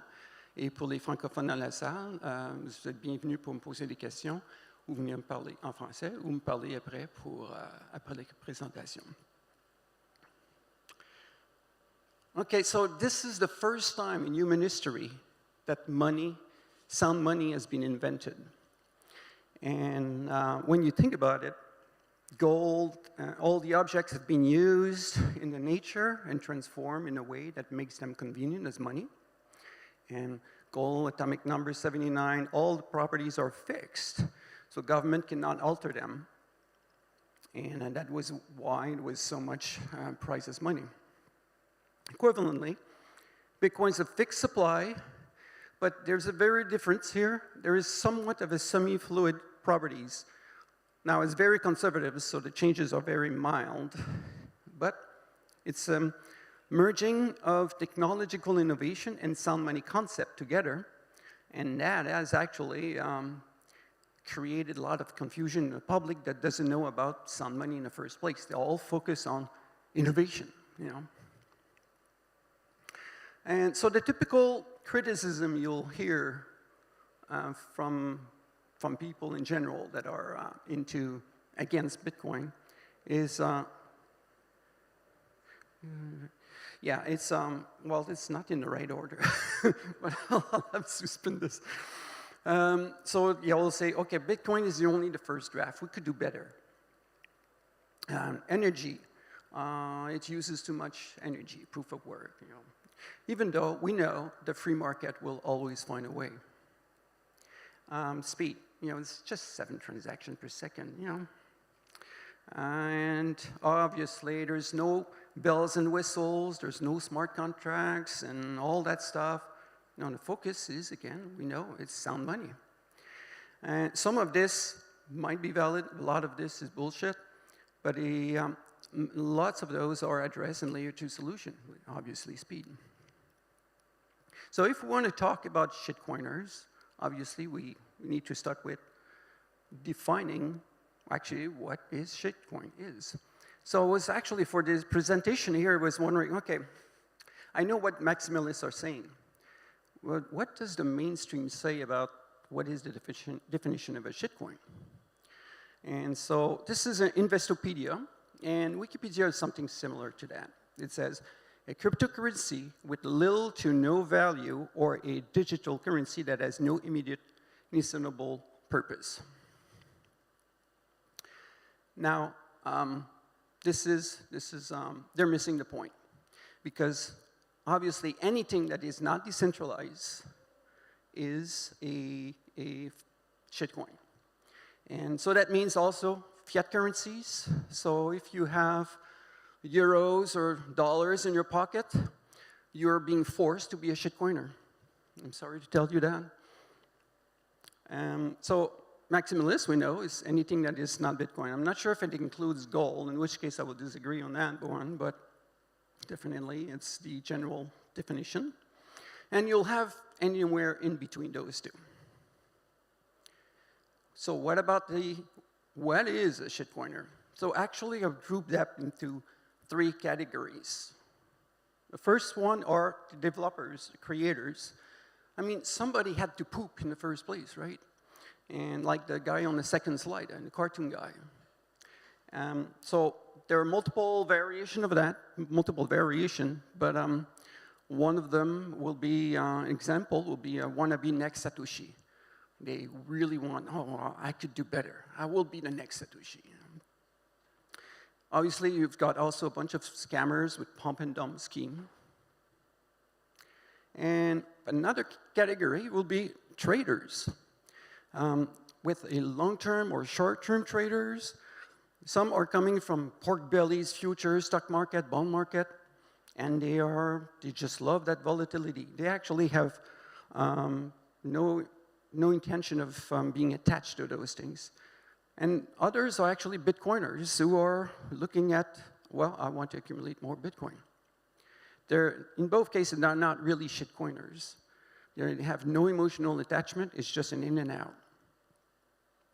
And the third one are the investors, and these are passionate about it, and they are looking at this as, is this going to solve Bitcoin's problem? It's much better, it's not using proof of work, and so on. They're extremely attached to this, and that's another point we're going to bring up later. So to give you a general idea of the landscape, this is the top 12 in market cap of the cryptocurrency landscape. So you see Bitcoin at $570 billion in market cap. That's the amount that will take you to buy all the Bitcoins, if you're lucky enough. And Ethereum I was surprised that it's as high as 40% of that. But what is interesting here is number 12, Rep Bitcoin. A Bitcoin representation on another blockchain, Ethereum, is actually number 12, at almost 1% of the market cap of Bitcoin. Interesting to see.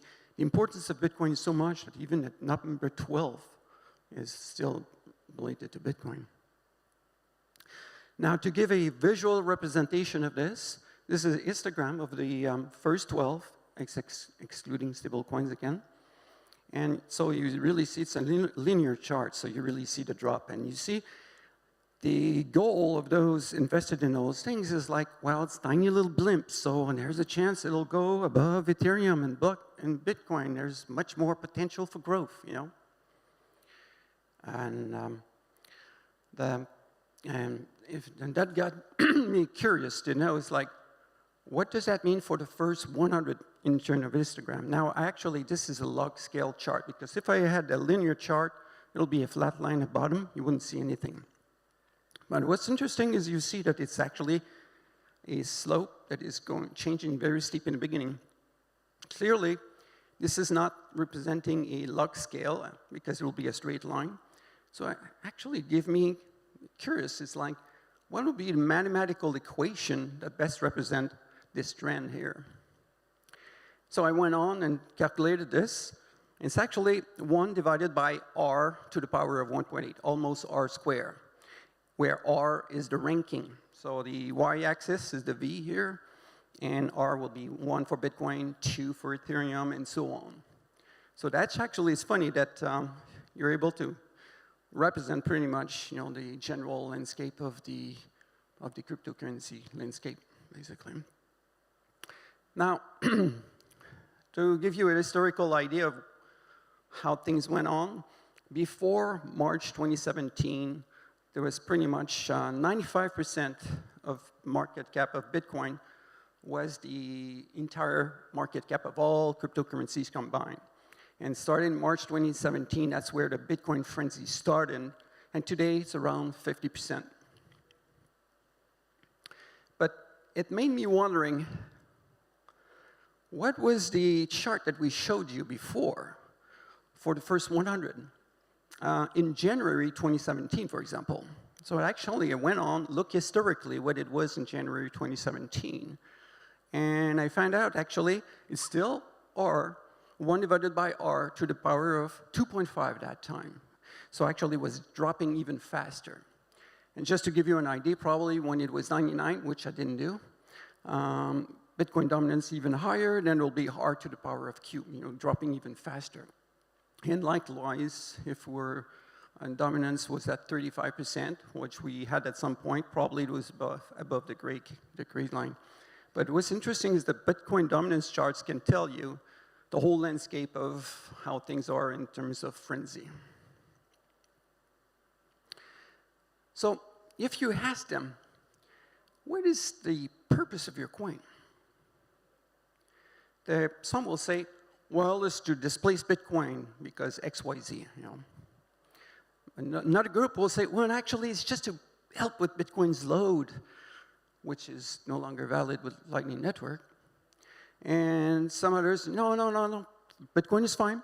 We want to have a special purpose, like displacing Ethereum, okay, or an alternative and some sort of, or any kind of other purpose.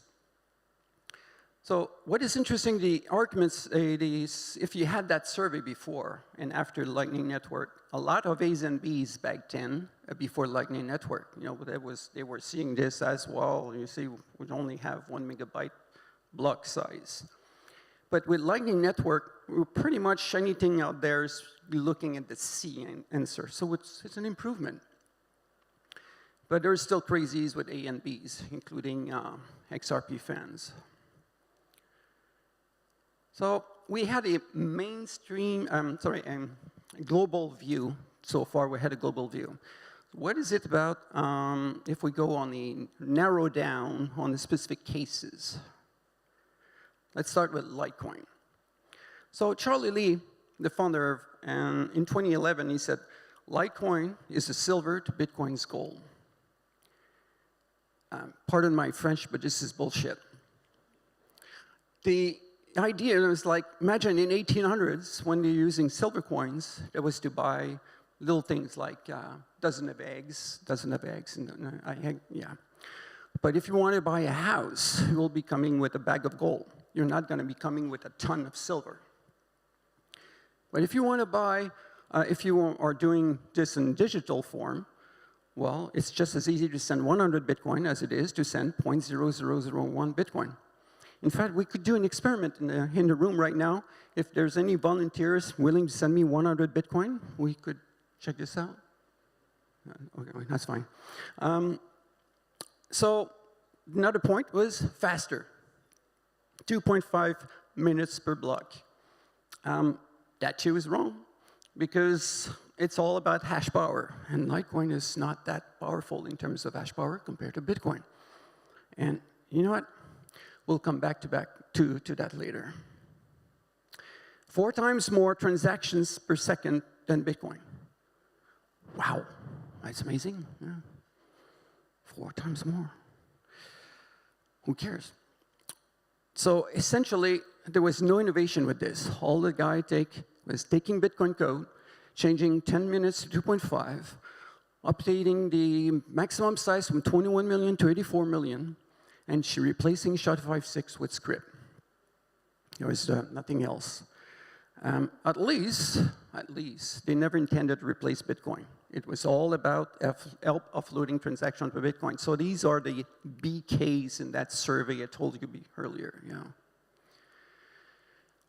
But I'm going to tell you what it is good for. It's a very perfect beta program for Bitcoin. In fact, the Bitcoin developers, they actually develop segregated witness that will allow Lightning Network. But and Litecoin guys decided to roll it into the Litecoin code before. So it was sort of unsolicited testing platform that they made it available. It's just a few months before. Yeah, okay, it looks like it's running fine. And they have it in the car as a privacy functionality. Wimble, extension block. But what is, for those investors that invested in this beta program, what is it for them? You know? So this is a chart of Litecoin price in US dollar. And you're looking at this, perfect for traders, wonderful. But you see that from 2015, 2016, 2017 to today, well, it looks like they did great. You know, there's a gain. But let's compare that against Bitcoin. You know? So Litecoin priced in Bitcoin, that doesn't look good. What we see is the price of Bitcoin, Litecoin price in Bitcoin, and when you look at the highs, they're getting lower and lower and lower and lower with time. So these guys definitely would have done much better just being in Bitcoin instead of a beta program. Bitcoin Cash, and maximalists were calling it rightly Bcash to make sure that newbies would not be confusing with Bitcoin. Their goal was like, oh, we want to be able to buy our coffee with on-chain transaction. Basically, that's essentially the argument. And you know what? Lord Satoshi, on his white paper, says electronic cash. So we should be able to buy our coffee with this. So the focus is on transaction load, increasing the block size, and this created actually a fork, and where people who had Bitcoin ended up with Bitcoin and Bitcoin Cash. And they increased the block size from 1 to 8 megabyte. What's interesting is, you know, they're using Satoshi's word, but Satoshi actually is the one who actually put the 1 megabyte block limit at some point. The founders were focused on one transaction, thinking it's not going to have any effect on decentralization. The art fork was introduced on August 21st, 2017, and how these investors have done so far. Now, I want you to imagine that we have 2 twin brothers, and one of them says, you know what, at the peak in December 2017, he says, I believe that Bitcoin Cash is it. Well, you believe it's Bitcoin. So it's almost half in Bitcoin right now. So I believe it's going to surpass it. So I'm going to keep the Bitcoin Cash, and you keep the Bitcoin. And let's meet in August 2023 in Biarritz and compare notes. Well, today, if they're in the room, one of them is really sad. Bitcoin Cash is really, really depressed because his wealth is 52 times smaller than the wealth of the twin brother using Bitcoin. So clearly, Bitcoin has won. XRP and Ripple. So XRP is a currency, Ripple is a company that is have a strong saying, let's say, on what's going on with XRP. Their main focus is transactions per seconds. Ripple has a patent regarding on-demand liquidity, ODL, and they intend to replace the outdated SWIFT system and with this. So actually, they want to improve the current horrible system that we have. It's not decentralized because it's using proof of authority. For a, just to give you an idea, what that means is that if you wanted to run a node of, on the XRP node, an XRP node, you would need to connect. 90% of the node you'll need to connect to will be the nodes list that is part of the list that Ripple is approved. And on top of that, transactions to be accepted, there's a quorum of 85%, giving a 5% buffer to Ripples and friends on what is going on terms of the chain. So when they say decentralized, decentralized, decentralized all over their website, well, you know, they're fooling people. So what do people and do XRP fans say about Bitcoin? There's a YouTuber who's actually really an XRP fan and not the guy. He says, BTC ETH era over and XRP is legal and works. So there was a US Security and Exchange Cartel, Security and Exchange Commission, sorry, who they went again and did a lawsuit against Ripple and saying that XRP is a security. They lost on the security side. And so that introduced it's like, oh, now it's the only one that has legal clarity is XRP. I mean, seriously, who do you think the SRC is going to sue in terms of Bitcoin? The CEO of Bitcoin? You know, they're admitting those things, you know. The many XRP fans, they see $100, $1,000, even $10,000 XRP because the bank's going to need XRP because the SWIFT to replace the SWIFT statement, you know. And Bitcoin doesn't work. There's no explanation on that. It's just this. But let's compare now. What does that mean in terms of the XRP chart? Priced in Bitcoin. It looks, actually, this one is holding. And, but I'm going to bring you a point, though. The Federal Reserve Act in the US was introduced and was written by a bunch of bankers.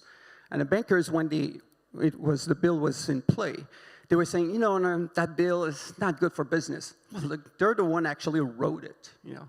And so it's strange to see this, but you use deception. You're pretending that they didn't like the bill. So maybe there's a parallel here with XRP. The SEC is suing Ripple and XRP, and but is this a deception again? I don't know.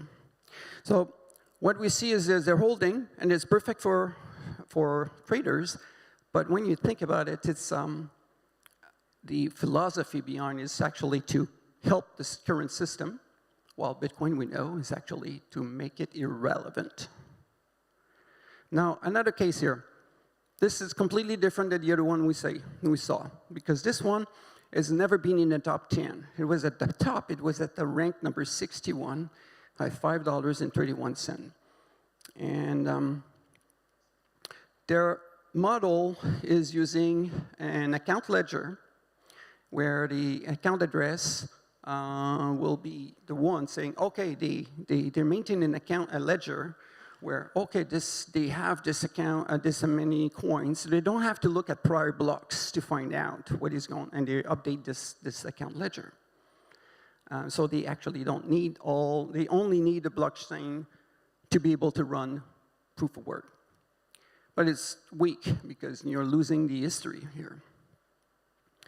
The really bad part is they're using proof of work with SHA-256. And I told you with Litecoin that any altcoin out there using proof of work is wrong, because any kind of Bitcoin miner could redirect their power towards those altcoins and generate a 51% attack.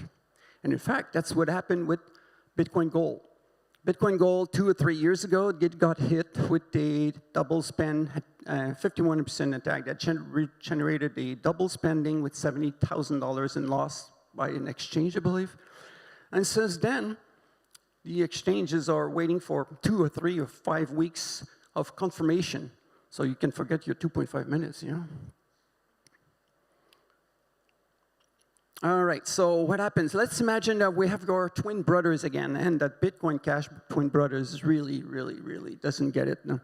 He bought it, decided to go into all in on Pascal Coin, this experimental, it might be interesting, but $5.31.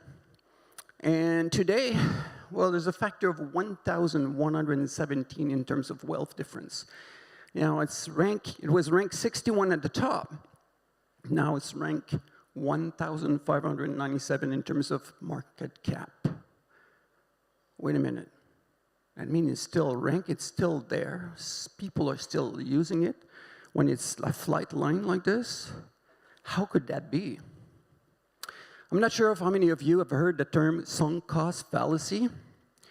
The Oxford language defines that as the phenomenon whereby a person is reluctant to abandon a strategy or course of action because they have invested heavily in it, even when it is clear that abandonment will be more beneficial. And that can apply to money, time, effort, and definitely emotion. And we have to watch out. Everybody could be a victim of sunk cost fallacy. In our case, we're winners. Speculative environment. So I think it's important to understand why we have a frenzy. And the best thing as an engineer in background, I like to look at things that are extreme cases to better see. Right now, what we have is 4 to 8% inflation rate. So we have just an idea of a little bit of how things are in terms of, okay, with low interest rate, how it drove to speculations and all that. But when you look at extreme cases like hyperinflation in Weimar Germany, you get a different angle on things. And when you think about it, the amount of real economic activity was shrinking, and the speculative economy at the expense of the speculative economy. People actually were forced to speculate. If you kept your Dutch mark, you'll basically be wiped out. So it forced speculation. Imagine even restaurant owners had to spend part of their time changing the menus, the price on the menu. So we're probably going to be, until we have some sort of stability, altcoin frenzy is not going to go away. Hopefully, we're going to have more layer 2, layer 3 mechanism that will allow any of those experiments to be on Bitcoin instead. So, in conclusion, yeah, there's a bunch of good innovation. I believe zero proof knowledge is very interesting. And, but unfortunately, we hope that those people, in many cases we've seen, would have been much better using Bitcoin for their experiment. And so we can only hope these guys will wipe themselves out and understand that Bitcoin, why we use Bitcoin. And the two important things to understand is that decentralization is key, as well as network effect, those two together. So constant education about Bitcoin is very important. And so you can find me now at not on Twitter, X, yeah. egg_the_scrambler, and I'm ready for a question.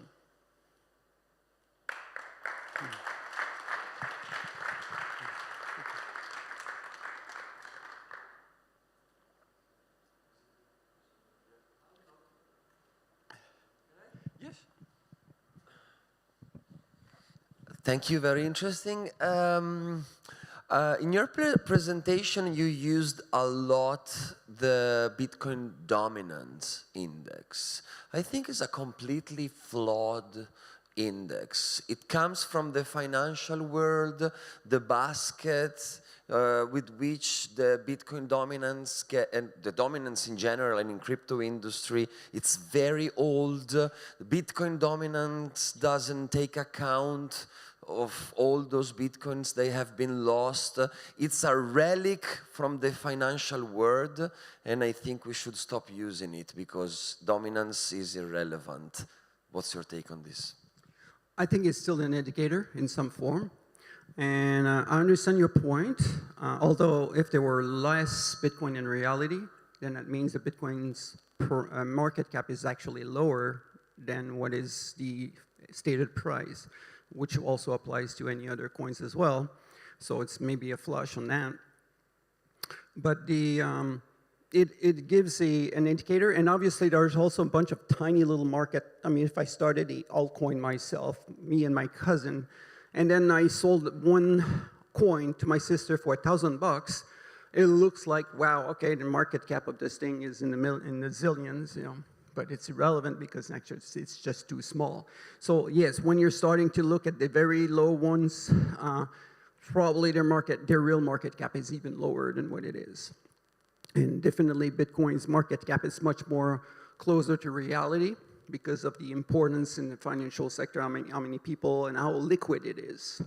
So on that level, but it gives an indication anyway for the frenzy, and also how much it influenced the general public as well, because they look at the general point of view of those things. They go on coin market cap and they look at that. It's like, gosh, Bitcoin is the big one.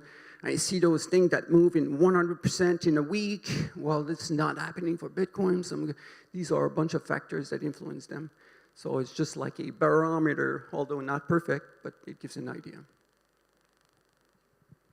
I have a question, Phil, about your first book.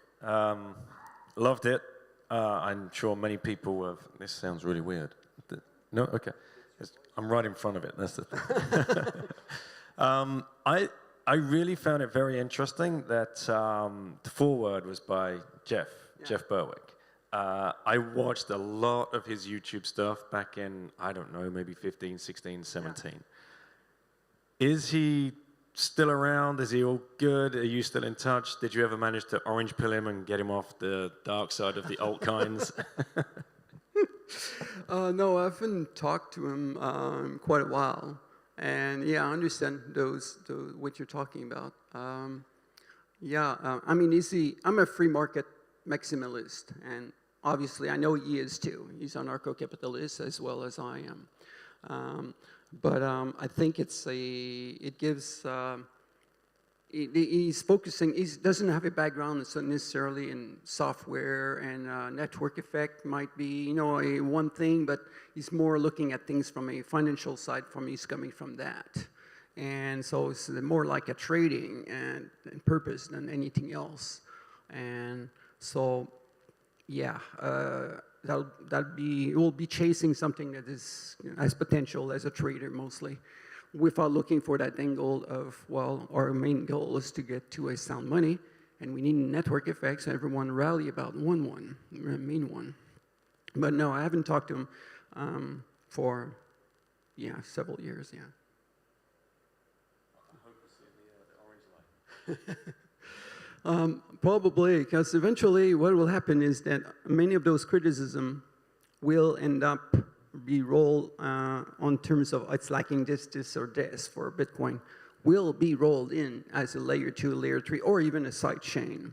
And then these arguments will have less power. Just like I pointed with Lightning Network, now no one is coming and we're going to help offloading transaction with Bitcoin. I was able to make a $1 less than $1 fee in Bitcoin on-chain transaction a few weeks ago. So this argument is really not valid anymore. And all the other arguments will follow as well, as once we're going to start having more and more features develop in layer 2, layer 3, or sidechain.